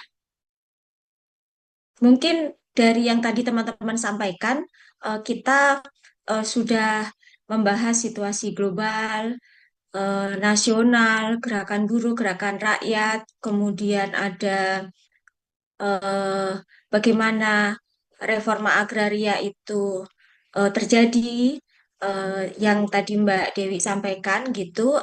Saya ingin ngajak teman-teman untuk melihat gitu ada sisi-sisi di mana kita sebagai perempuan yang juga menjadi bagian dari kelas pekerja gitu. Jadi saya terlibat dalam koalisi masyarakat sipil untuk Undang-Undang PPRT. Ini adalah satu aliansi yang gemuk gitu ya, terdiri dari sekitar 200 sampai 300 organisasi masyarakat sipil yang sudah 22 tahun memperjuangkan Undang-Undang PPRT gitu. Jadi setidaknya ini adalah eh, gambaran situasi PRT sebelum dan sesudah Undang-Undang PPRT disahkan kemarin tanggal 21 April 2026 gitu. Jadi ada situasi di mana kita melihat bahwa ini perjuangan untuk pekerja rumah tangga sebagai salah satu eh, sektor ya di masyarakat kita, ternyata perjuangannya cukup panjang gitu. Ada 22 tahun dan mungkin itu adalah seusia anak-anak kita. Barangkali teman-teman belum lahir pada saat Jala PRT dan teman-teman memulai ngedrap soal Undang-Undang PPRT gitu. Nah, ada hal-hal yang dia memang krusial, bukan krusial apa ya, dia menjadi basic dari kacamata kita melihat PRT saat ini gitu. Nah, jadi perjuangan tentang koalisi yang sekarang sudah mendapatkan kemenangan ya, entah saya bilang sebagai kemenangan atau hasil dari perjuangan gitu kira-kira, itu mengubah gitu posisi PRT dari yang tidak terlihat itu menjadi terlihat. Ya, sekarang menjadi subjek hukum dan itu politis sekali ya, teman-teman ya. Jadi, mungkin karena kultur masyarakat kita dengan budaya yang feodal dan warisan dari kultur yang ratusan bahkan ribuan tahun, melihat posisi PRT sebagai kelas kedua atau ketiga, keempat bahkan dan seterusnya, itu menjadi posisi yang bisa dilihat dalam subjek hukum gitu. Dia menjadi posisi yang terlihat dengan adanya pengakuan bahwa PRT adalah pekerja. Jadi itu jadi kampanye kita, PRT sama dengan pekerja rumah tangga. Dia diakui sebagai subjek hukum sama dengan pekerja-pekerja yang lain di luar di luar yang dia berada di area domestik gitu. Nah, yang kedua, pengalaman kekerasan, eksploitasi, diskriminasi, intimidasi yang dialami oleh pekerja rumah tangga itu menjadi isu publik dan struktural ya. Kita bisa melihat itu sebagai sesuatu yang kekerasan yang terstruktur, kira-kira begitu. Nah, kemudian kerja perawatan itu sebagai pondasi ekonomi. Jadi, kerja perawatan itu, teman-teman, kerja perawatan itu adalah semua kerja yang kita lakukan untuk membuat dunia ini terus bergerak. Sebetulnya begitu. Dia mensupport dari kerja-kerja yang selama ini ada. Gitu. Jadi kerja perawatan itu ada dua, teman-teman. Kerja perawatan berbayar dan kerja perawatan tidak berbayar. Kerja perawatan berbayar ya PRT ini gitu. Dan kerja perawatan tidak berbayar itu banyak sekali dilakukan oleh perempuan-perempuan bukan hanya di Indonesia tetapi seluruh dunia dan itu sebetulnya menjadi pondasi ekonomi yang tidak dilihat oleh kapitalis. Tadi teman-teman sudah menyampaikan bagaimana kekuasaan kapitalis mencengkeram ekonomi dan itu sebetulnya ada kerja yang dia sangat-sangat-sangat bernilai tetapi tidak dilihat, yaitu kerja perawatan yang tidak berbayar itu dan mayoritasnya dilakukan oleh perempuan. Pekerjaan apa saja itu? Sebagai contoh adalah kerja-kerja yang dia meliputi kerja domestik, teman-teman. Kemudian kerja perawatan, merawat balita, merawat lansia, merawat disabilitas, mm, memasak, kemudian membersihkan rumah, kerja-kerja domestik lain itu sebetulnya dia sangat berkontribusi terhadap lajunya ekonomi, tetapi dia tidak terlihat gitu. Nah, tetapi sungguh pun begitu di Indonesia, kemarin kita punya sejarah baru di mana setelah 22 tahun diperjuangkan, ada yang namanya Undang-Undang PPRT saat ini. Nah, kami menganggap gitu ya, kami merasa bahwa kemenangan ini gitu itu membuktikan bahwa ada kerja keras dan ketekunan gitu yang dia bisa menembus kebutuhan kebuntuan politik gitu. Itu situasinya ya, teman-teman ya. Jadi memang tiada henti ya memperjuangkan ini selama 22 tahun dengan berbagai macam strategi, mulai dari aksi, mogok makan, merantai diri di apa gerbang DPR, eh, kemudian aksi tiap hari, kemudian lobby, konferensi pers, membuat film, dukungan video, doa bersama dengan tokoh lintas agama dan seterusnya, semua itu sudah dilakukan gitu. Dan kemarin ada catatan sejarah baru di mana Undang-Undang PPRT itu berlaku saat ini. Nah, jadi ada ada keyakinan di kami bahwa perempuan itu sebetulnya adalah motor perubahan. Tentu saja tanpa menegasikan bahwa ada teman-teman yang lain yang juga bergerak gitu. Jadi ini menghubungkan isu produksi dengan reproduksi gitu ya. Isu upah, PHK, ada krisis dan lain-lain itu tadi dengan isu reproduksi di mana dia hidup dalam kesehari-harian kita yang dia tidak terlihat gitu. Nah, ini membawa realitas konkret kita tentang ada upah, jam kerja, beban ganda perempuan hingga kekerasan itu menjadi nyata untuk dihubungkan dengan situasi politik di negara kita. Kemudian ini juga mendorong adanya agenda kepastian kerja dan upah layak bagi pekerja rumah tangga. Jadi kita sekarang Indonesia ini baru mulai berjalan babak baru tentang pengakuan kerja perawatan berbayar.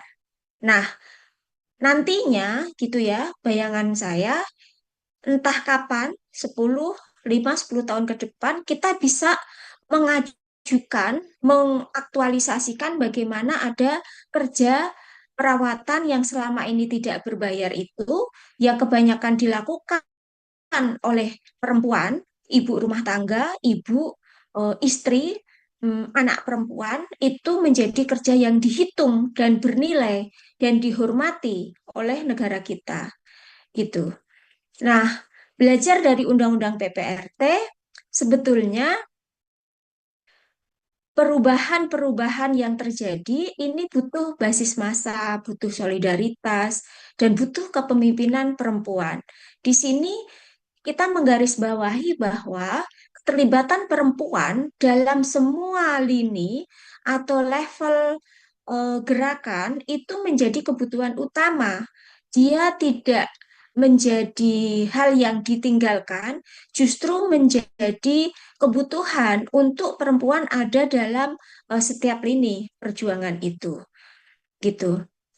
Nah, berikutnya aku mau menyampaikan sedikit tentang ringkasan Undang-Undang PPRT, teman-teman. Kita sering membaca tentang Undang-Undang Ketenagakerjaan, Undang-Undang Cipta Kerja, atau apa namanya, Undang-Undang Pokok Agraria, dan macam-macam gitu ya.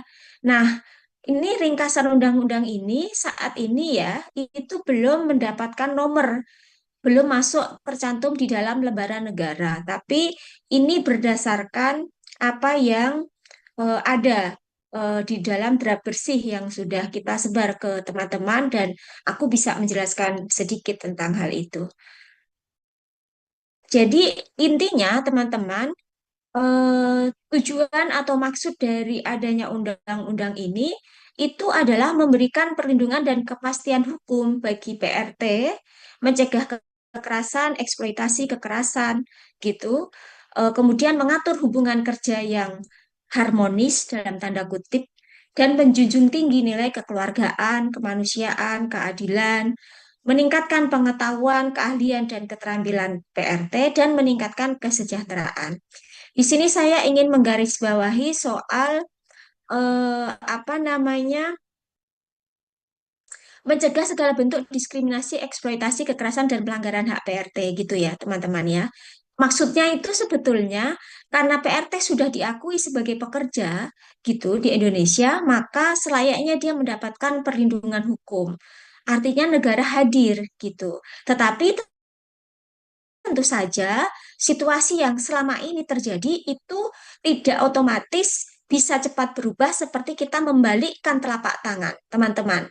Jadi tetap aja kemarin begitu tanggal 21 Undang-Undang PPRT disahkan tanggal 22 pagi, kita dapat kabar dua PRT terjun dari rumah pemberi kerja di daerah Ben Hill. Yang satu sekarang patah tulang di rumah sakit, yang satu sudah meninggal karena kekerasan diperlakukan tidak manusiawi oleh pemberi kerja. Jadi hal-hal seperti ini yang kemudian menjadi PR kita ke depan. Nah, apa saja yang tidak diatur di dalam Undang-Undang PPRT, teman-teman? Jadi hubungan kerja yang dia berdasarkan kekerabatan, yang dia ngenger, biasanya ngenger itu kan ada imbalannya disekolahkan nih untuk bocah-bocah yang ikut ke saudara gitu ya.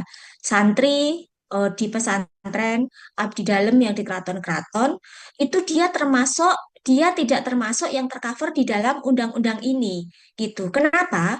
Karena tujuan dari itu adalah bukan untuk mencari nafkah. Jadi, yang tercantum di dalam Undang-Undang PPRT itu adalah untuk PRT yang memang tujuan utamanya adalah bekerja, mencari uang, mencari penghidupan. Nah, asas di dalam Undang-Undang PPRT itu ada asas kekeluargaan, perlindungan, keadilan, kesejahteraan, dan kepastian hukum.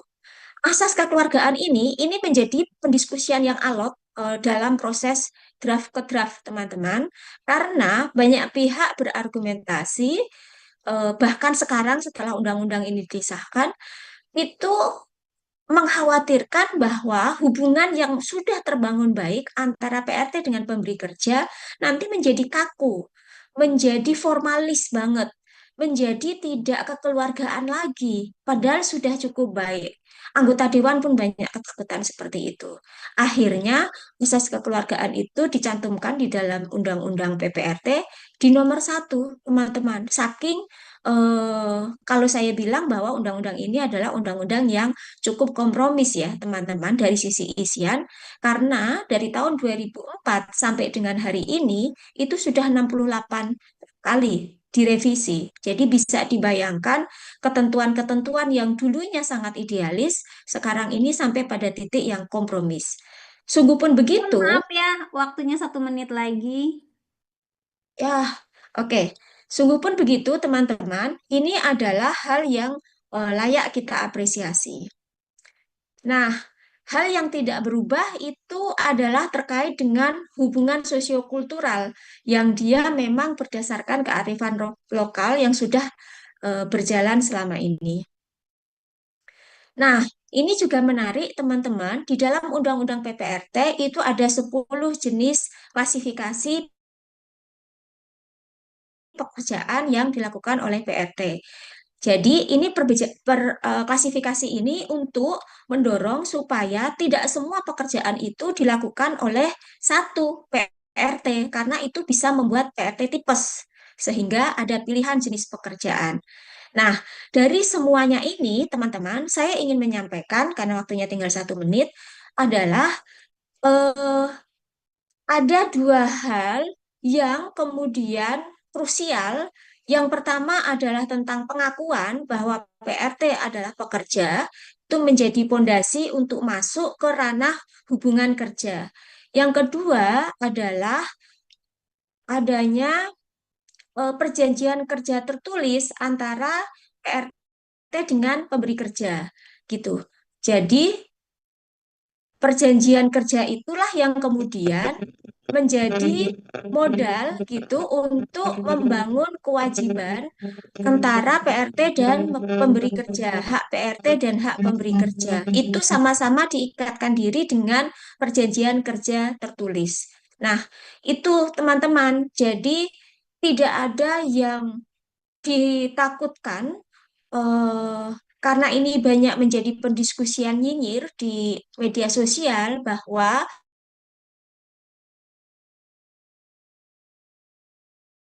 perlindungan terhadap pemberi kerja gitu. Tetapi saya bisa sampaikan di sini bahwa meskipun namanya adalah Undang-Undang Perlindungan PRT, ini juga mengcover perlindungan bagi pemberi kerja karena ada kewajiban kedua belah pihak yang itu bisa sama-sama dituangkan dan di situ juga bisa sama-sama mengakhiri hubungan kerja jika salah satu pihak itu mengingkari kesepakatan. Kira-kira begitu sih, Riani dan teman-teman. Terima kasih. Ya, terima kasih Bu Jum, terima kasih teman-teman. Itu tadi ya pemaparan materi yang telah disampaikan oleh para narasumber. Untuk kawan-kawan yang ingin bertanya, silakan open mic, sebutkan nama yang jelas dan asal organisasinya. Gitu ya teman-teman, silakan.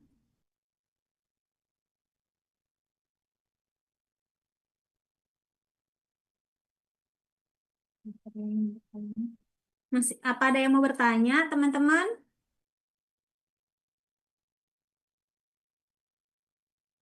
Oke, karena waktunya sudah tinggal sedikit ya, karena nggak ada yang mau bertanya, ya, saya akan melontarkan satu pertanyaan untuk Sekjen Oncom. Halo Jen, Ya, Mas, halo. ya, ini Jen. Pasca putusan MK 168, DPR dan pemerintah diberi mandat untuk penyelesaian rencana Undang-Undang Ketenagakerjaan yang baru dalam waktu 2 tahun. Dan akan jatuh pada tanggal 30 Oktober nanti ya. Apa langkah KPBI ke depan untuk memastikan Undang-Undang Ketenagakerjaan tersebut sesuai dengan keresahan kelas pekerja yang kita bahas selama diskusi ini, gitu Jen? Oke, baik. Saya jelaskan ya. Ya. Jadi, pertama yang harus kita pahami bahwa ada 2 poin dari mandat putusan Majelis Hakim MK itu nomor 168 tentang yang satu tuh pertama dia khusus klaster ketenagakerjaan harus dikeluarkan dari Undang-Undang Omnibus Law. Begitu, satu perintahnya. Kedua, memerintahkan agar dibuatnya Undang-Undang Ketenagakerjaan yang baru paling lambat 2 tahun setelah undang-undang itu dibacakan atau disahkan. Artinya kalau kemarin 2023 ya, berarti 2026 ini sudah harus dibuatkan atau disahkan undang-undang yang baru.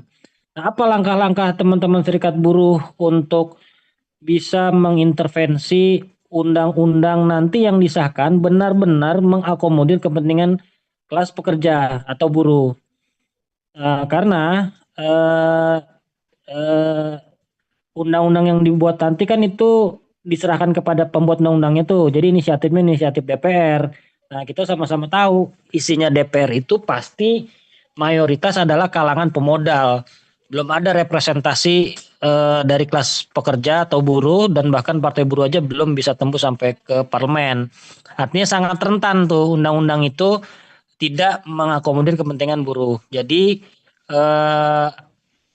meskipun ada banyak versi, tapi setidaknya teman-teman buruh di serikat buruh cukup intens mengawal nih, dan cukup care juga untuk menyusun undang-undang yang nantinya akan mengakomodir kepentingan buruh atau paling tidak merubah lah situasinya yang menjadi lebih baik. Nah, di KPBI itu terlibat di dalam koalisi serikat pekerja dan partai buruh untuk menyusun poin-poin pokok-pokok pikiran. Kenapa? Karena prinsipnya itu bukan merevisi undang-undang yang sudah ada atau undang-undang cipta kerjanya, tapi membuat undang-undang yang baru. Maka layaknya kita sedang membuat undang-undang yang baru, dan kemudian itu benar-benar aspirasinya dari buruh atau perbaikan-perbaikan dari keresahan-keresahan buruh dan kondisi-kondisi kerja yang sangat buruk, yang terjadinya kekosongan hukum, tidak ada sanksi pidana atau tidak ada ketegasan, itu masuk di semua dalam pokok-pokok pikiran. Nah, serikat-serikat yang lain juga sama demikian mengajukan surat-surat meskipun masih sebagian perspektifnya merevisi undang pasal-pasal yang dianggap merugikan buruh. Nah, dalam proses ini semua draft usulan buruh itu sudah diakomodir. Nah, makanya di dalam Mede ini kita juga melakukan pensiasatan agar ini menjadi atensi pemerintah, dalam hal ini adalah Presiden Prabowo, untuk mengawal ini juga nih, karena kalau tidak dikawal bisa jadi meleset nggak di bulan Oktober nanti, karena kita juga melihat belum ada keseriusan pembahasan draft undang-undang ataupun rapat-rapat paripurna yang akan membahas ini sidang paripurna pembuatan undang-undang ketenagakerjaan yang baru. Nah, maka kita ingin menyampaikan di media nanti bahwa undang-undang ketenagakerjaan yang baru yang benar-benar mengakomodir kepentingan buruh harus menjadi atensi Presiden, sehingga harus diselesaikan di bulan Oktober dengan melibatkan semua stakeholder, terkhusus adalah serikat-serikat buruh itu sendiri, biar nggak kayak terulang lagi tuh undang-undang cipta kerja. Saya rasa itu yang bisa saya jelaskan. Kita perlu pengawalan, karena kalau nggak dikawal, saya khawatir nanti undang-undangnya itu akan dimelencengkan dan tidak sesuai dengan harapan buruh. Oke, baik Sekjen Oncom, terima kasih teman-teman, terima kasih para narasumber, terima kasih juga kawan-kawan yang sudah bergabung. Waktunya masih ada sekitar 5 menitan ya, kawan-kawan masih ada yang mau bertanya kah? Tadi lewat 10.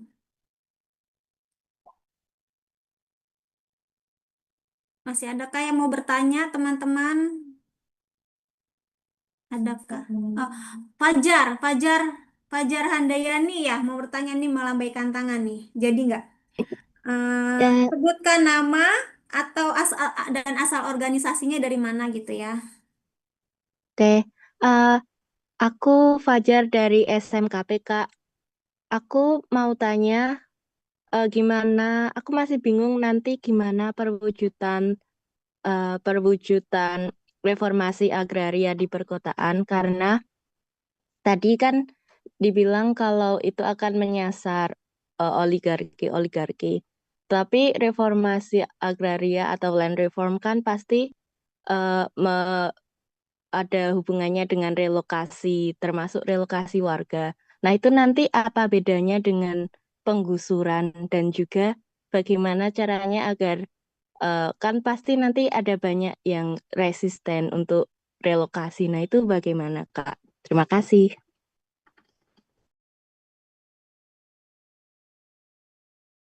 Silakan Mbak Dewi direspon atas apa yang ditanyakan sama Fajar Handayani. Mbak Fajar boleh diulang nggak? Tadi aku ada teman yang pamit, jadi aku baru denger yang beberapa kalimat terakhir. Nggak apa-apa, Bu. Tadi saya tanya gimana nanti bentuk dari reformasi agraria itu kalau berhubungan dengan relokasi warga dan juga bagaimana kalau ada resistensi dari relokasi tersebut, Kak. Oke, eh, ya tentu relokasi. Kalau dalam konteks reforma agraria kan sebenarnya justru bentuk-bentuk penggusuran atau relokasi, apakah dipaksakan atau sukarela, itu sebenarnya justru bertentangan dengan nilai-nilai reforma agraria ya. Itu yang pertama. Yang kedua, kalaupun relokasi itu menjadi pilihan terakhir dan itu ada konsen atau persetujuan dan dari masyarakat terdampak, maka sebenarnya pilihan-pilihan relokasinya akan di lokasi penempatannya akan di mana, kemudian apakah nanti di tempat yang baru pasca relokasi itu dia jarak ke tempat selama ini dia bekerja atau sumber mata pencahariannya itu jadi menjauh sehingga nanti ongkosnya, jaraknya, waktunya menjadi justru berkali lipat dari ketika dia di tempat asal, maka itu yang harus menjadi aspek-aspek yang diperhatikan oleh pemerintah. Tapi memang dalam masyarakat, terutama kalau kita sedang mendampingi atau ada anggota KPA yang dipaksa untuk relokasi, pasti kita itu memilih untuk bertahan. Jadi beberapa wilayah konflik agraria, misalnya kayak contoh yang sekarang sedang terancam itu yang di Cianjur ya, diancam untuk direlokasi karena perkampungannya sama tanah pertaniannya itu dialokasikan untuk bank tanah dan Densus 88. Nah, itu mereka bertahan tuh di situ karena bagi kami ya relokasi itu adalah pilihan terburuk. Justru harusnya bank tanah ataupun kepentingan-kepentingan lain yang datangnya belakangan itu justru yang mereka ya jangan jangan tumpang tindih dengan klaim masyarakat gitu. Tapi memang apabila biasanya memang terjadi resistensi ya. Oleh karena itu tadi pendekatan soal akses kepada tanah atau kepada pemukiman itu harus ditempatkan sebagai hak dasar. Jadi memang kalau kalau dia di dalam mekanisme land reform, memang kewajiban negara atau pemerintah, misalnya kita bicara skupnya kota misalnya, ya pemerintahan setempat itu harus sudah mengalokasikan tanah-tanah mana sih yang menjadi objek reforma agraria. Misalnya kalau di perkotaan ya itu biasanya subjek-subjek yang di objek-objek tanah yang dibolehkan menjadi objek reforma agraria itu misalnya tadi ada hak guna bangunan yang terlantar atau tanah negara bebas yang tidak dilekati hak apapun atau tanah perkampungan di perkotaan misalnya sudah lebih dari 20 tahun ditempati tapi nggak kunjung diakui, maka itu wajib untuk direkognisi atau diakui. Jadi bukan bukan relokasi gitu loh. Tinggal penataan kampungnya. Kalaupun tadi harus direlokasi, maka tadi kerugiannya itu nggak cuma kerugian ganti ganti rugi putus gitu loh, tapi juga imaterialnya kerugian-kerugian yang harus diperhitungkan. Jadi bukan hanya soal nilai tanah dan seterusnya, tapi juga kerugian imaterial karena dampak dari relokasi itu adalah masyarakat harus memulai dari awal lagi, tetangganya baru lagi, jangan jangan sampai anak-anaknya yang bersekolah itu jadinya lebih jauh dari tempat tinggal asalnya atau orang tuanya kerjanya menjadi lebih jauh atau kalau nelayan tiba-tiba direlokasi dia akses ke pantai ke lautnya menjadi lebih jauh sehingga butuh ongkos lebih besar untuk bensin dan seterusnya. Jadi aspek-aspek sosial ekonomi dan dampaknya itu harus dilihat lebih utuh di dalam kerangka reforma agraria dan alhamdulillah sebenarnya di Perpres reforma agraria itu dari sisi objek tanahnya termasuk peruntukannya itu udah lebih inklusif ya, tidak hanya untuk pedesaan tapi juga untuk tadi landscape di perkotaan. Dan subjeknya itu nggak petani aja, termasuk masyarakat yang termarginalkan. Bahkan pilihan-pilihan misalnya kalau teman-teman karena ini temanya koperasi, misalnya teman-teman buruh misalnya atau perempuan buruh mau membentuk koperasi lalu mengajukan untuk agar hak atas tanahnya diakui kalau dia sudah menempati, atau dia mengajukan tanah mana yang itu menjadi objek reforma agraria. Misalnya di DKI Jakarta itu kan ada yang namanya gugus tugas reforma agraria DKI Jakarta. Kita tinggal cek ke DKI Jakarta di mana sih objek tanah yang sedang ditargetkan untuk menjadi tanah objek reforma agraria. Itu kalau yang sifatnya redistribusi tanah murni. Tapi kalau yang sifatnya pengakuan, artinya masyarakat sudah di situ tapi belum kunjung diakui, belum diterbitkan sertifikatnya, maka itu tinggal diajukan aja sebenarnya. Karena secara kebijakan tuh udah ada, tinggal bentuknya mau secara bersama-sama, secara berkelompok, ada hak milik bersama, atau secara individual. Itu termasuk pilihan-pilihan ya yang tersedia. Itu aja mungkin. Oke, apakah terbantu dengan jawabannya Mbak Dewi? Sangat terbantu, Kak. Terima kasih. Oke, teman-teman masih ada yang mau bertanya kah? Waktunya sisa 7 menit lagi nih.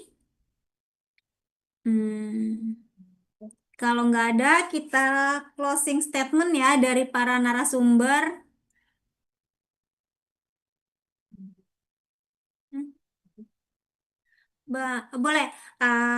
Kita closing statement ya, teman-teman. Silahkan dari Bung Gede dulu deh disampaikan. Waktunya 2 menit. Kalau masih adakah Bung Gede? Oke. Oh, masih masih udah hampir bobo. Ya, jadi pertama-tama terima kasih sekali atas kesempatannya dan atas wawasan yang tadi disampaikan oleh para pembicara yang lain. Menjadi sangat terbantu untuk meningkatkan pengetahuan kita semua bersama-sama.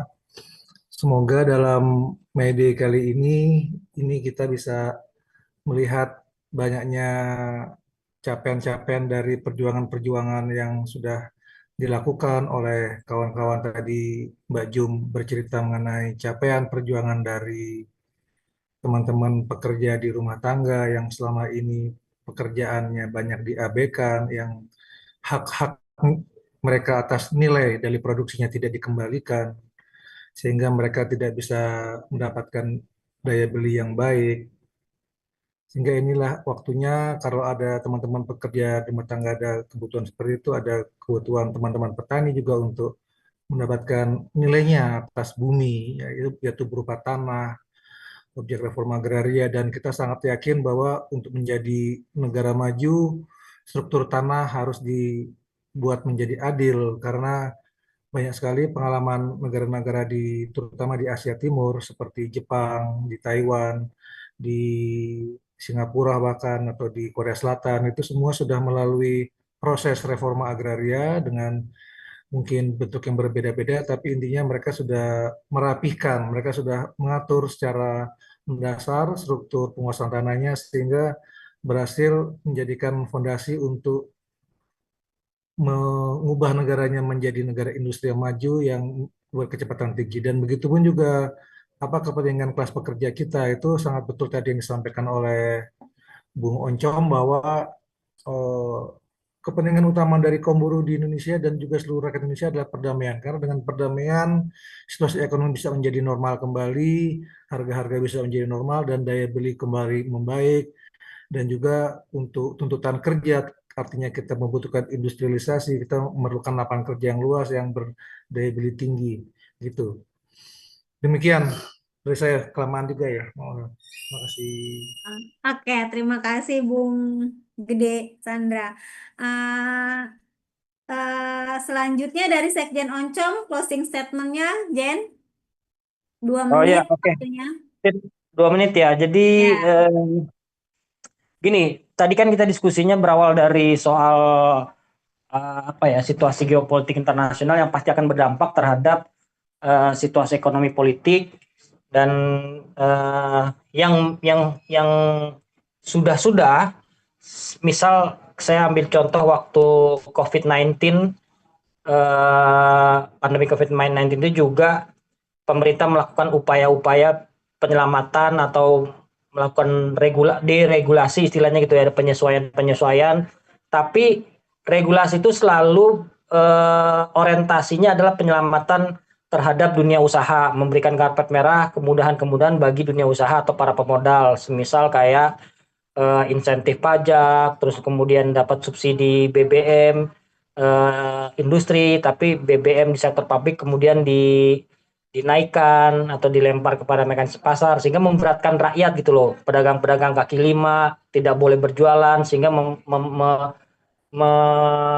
memutus pemasukannya, terus buruhnya juga menjadi korban PHK, bahkan ada aturan yang kemudian bertentangan dengan undang-undang ketenagakerjaan atau undang-undang di atasnya, membolehkan perusahaan yang terdampak untuk membayarkan upah di bawah ketentuan UMP. Jelas itu bagi saya itu aturan-aturan yang menyesatkan gitu loh. Nah, kita nggak mau dampak-dampak itu kemudian terjadi lagi dan terulang lagi.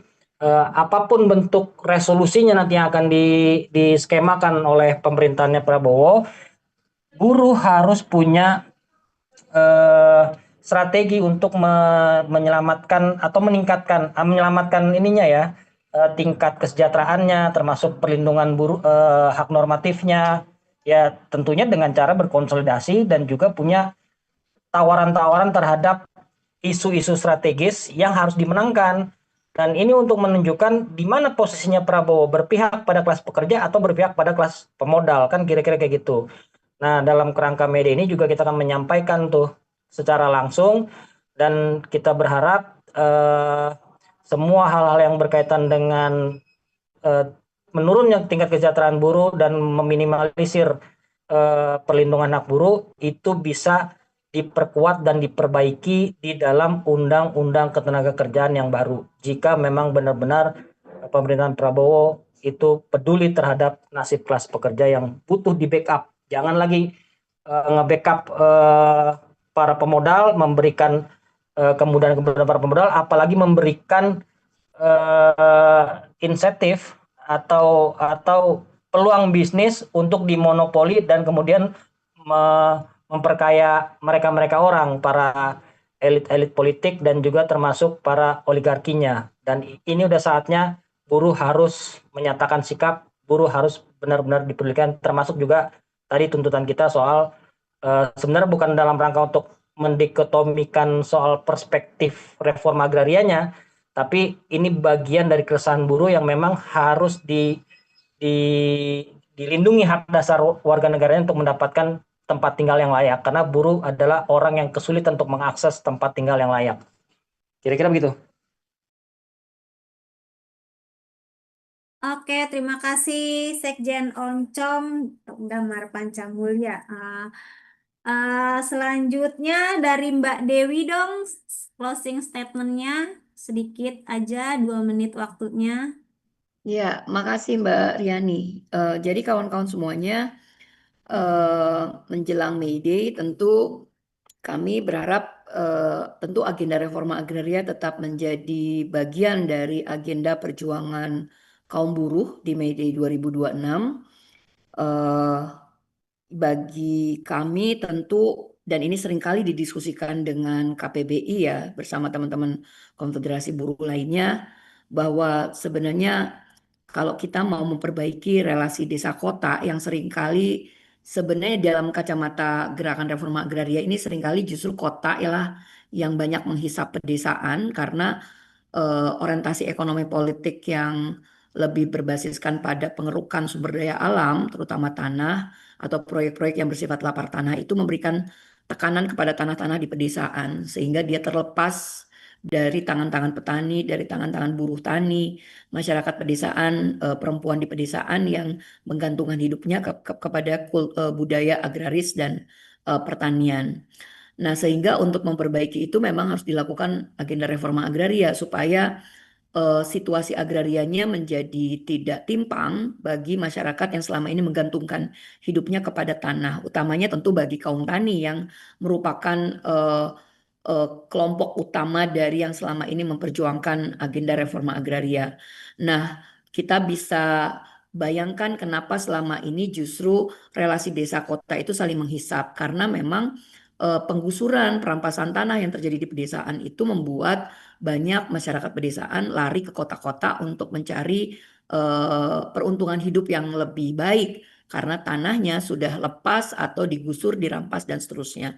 Berubah menjadi landscape pertambangan, proyek-proyek PSN, pariwisata, ketahanan pangan, kelapa sawit, perkebunan sawit dan seterusnya. Yang itu membuat orang di pedesaan banyak masuk ke kota-kota untuk mencari pekerjaan, bahkan banyak sekali dari keluarga petani yang menjadi TKI, TKW dan seterusnya. Sehingga itu juga melimpahnya tenaga kerja dari pedesaan ke perkotaan itu membuat posisi tawar kaum buruh juga menjadi lemah karena semakin banyak surplus tenaga kerja yang masuk ke perkotaan. Nah, kalau reforma agraria dijalankan di pedesaan juga di perkotaan, itu akan membuat relasi antara desa dan kota termasuk pembangunannya atau industri yang masuk ke desa itu menjadi lebih bersifat mengakomodasi tadi prinsip-prinsip keadilan. Jadi seringkali kan didikotomikan antara reforma agraria dengan industri. Padahal reforma agraria itu justru nggak anti industri, tetapi kita menginginkan industrialisasi yang terjadi di pedesaan itu adalah industri yang memperkuat sentra-sentra produksi rakyat, apakah di perikanan, perkebunan, peternakan, dan seterusnya. Termasuk juga kita menginginkan reforma agraria diberlakukan secara 100% di seluruh tanah daratan, atau bahkan kalau bagi nelayan itu reforma agraria tidak hanya di daratan di tanah, tapi juga masuk ke akses laut, ke wilayah tangkap, dan seterusnya. Jadi kurang lebih itu kenapa reforma agraria penting ditempatkan untuk membangun relasi desa kota yang saling tidak lagi menghisap tapi saling memperkuat. Dan tentu harapannya pasca May Day nanti KPA siap bersama dengan KPBI untuk melakukan kerja-kerja pengorganisasian untuk membersamai teman-teman di perkotaan yang ingin juga memperjuangkan agenda reforma agraria. Secara kebijakan sudah ada, tetapi memang kebijakan ini akan mati kalau nggak ada yang menyokongnya, kalau nggak ada yang menggunakannya dan mendesakannya untuk dijalankan kepada pemerintah. Jadi sebenarnya udah terbuka dan sangat inklusif, tidak hanya bagi kaum tani, tapi juga kelompok-kelompok masyarakat lain yang termarginalkan, termasuk buruh dan tentu tadi teman-teman PRT yang juga atau komunitas perempuan di perkotaan yang juga memperjuangkan tidak hanya fasilitas umum, fasilitas sosial, tapi juga pemukiman yang layak. Bahkan buat saya bukan dalam skema tadi KPR. Kalau KPR itu kan nggak perlu reforma agraria. Tapi justru tadi bagaimana mendapatkan pengakuan hak atas tanah bagi kampung-kampung yang dianggap kumuh, harus diruntuhkan dan seterusnya supaya mendapatkan legal standing. Dan kemudian bagaimana juga kita bisa memperjuangkan agenda reforma agraria supaya tata ruang dan sistem agraria di perkotaan juga mengakomodasi bagi kelompok-kelompok marginal. Jadi selamat May Day kawan-kawan, KPA akan bergabung di May Day nanti bersama teman-teman petani, bersama gerakan buruh bersama rakyat. Makasih. Terima kasih. Assalamualaikum warahmatullahi wabarakatuh. Waalaikumsalam warahmatullahi wabarakatuh. Terima kasih Mbak Dewi. Closing statement selanjutnya dari Bu Jumisi. Silakan Bu Jumisi, waktunya 2 menit. Ya, teman-teman, yang terpenting saat ini itu adalah bagaimana kita terus berusaha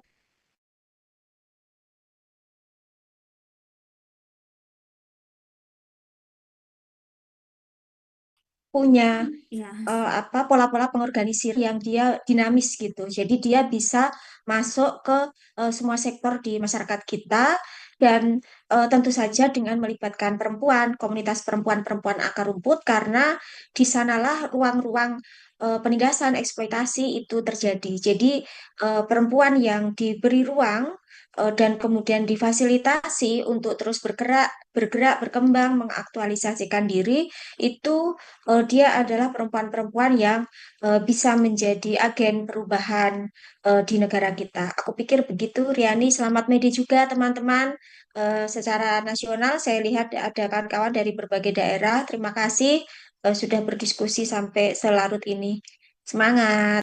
Terima kasih teman-teman, terima kasih narasumber. Sedikit yang saya catat, dampak dari penutupan jalur Hormuz itu menghambat perekonomian dunia ya, karena Iran itu termasuk yang memproduksi ya kurang lebihnya minyak dunia. Dampaknya itu berdampak pada pekerja-pekerja dan berdampak pada seluruh sekitar 20 negara, teman-teman ya.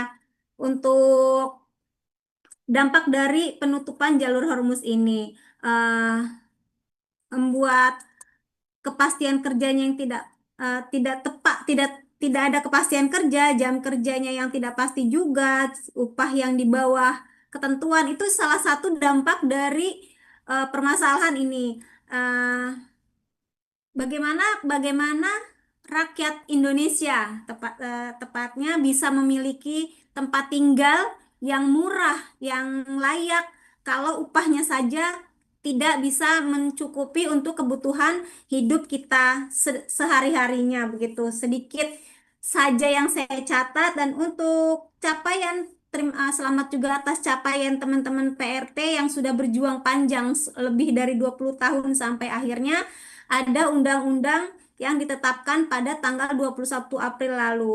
Eh, eh, Akhirnya PRT mendapat ada perlindungan hukum karena rentan sekali para pekerja rumah tangga ini akan kekerasan, baik itu kekerasan verbal, kekerasan mental dan lain sebagainya gitu. Terima kasih teman-teman. Mohon maaf jika ada kekurangan dari saya sebagai moderator. Terima kasih sudah bergabung di diskusi malam ini. Terima kasih para keempat narasumber yang sangat luar biasa. Ini menjadi pengalaman saya sedikit bertambah atas apa yang disampaikan oleh teman-teman semua. Terima kasih juga untuk teman-teman yang sudah bergabung, FSP2KI, IPSI, teman-teman Lion, teman-teman FSBPI, teman-teman SPPLNI, dan teman-teman Kompolnas. Terima kasih untuk teman-teman juga yang tidak bisa saya sebutkan satu persatu. Eh, Diskusi ini saya tutup. Hidup buruh, hidup rakyat Indonesia.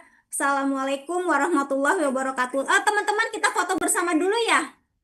Saya lupa. Kita on kamera yuk.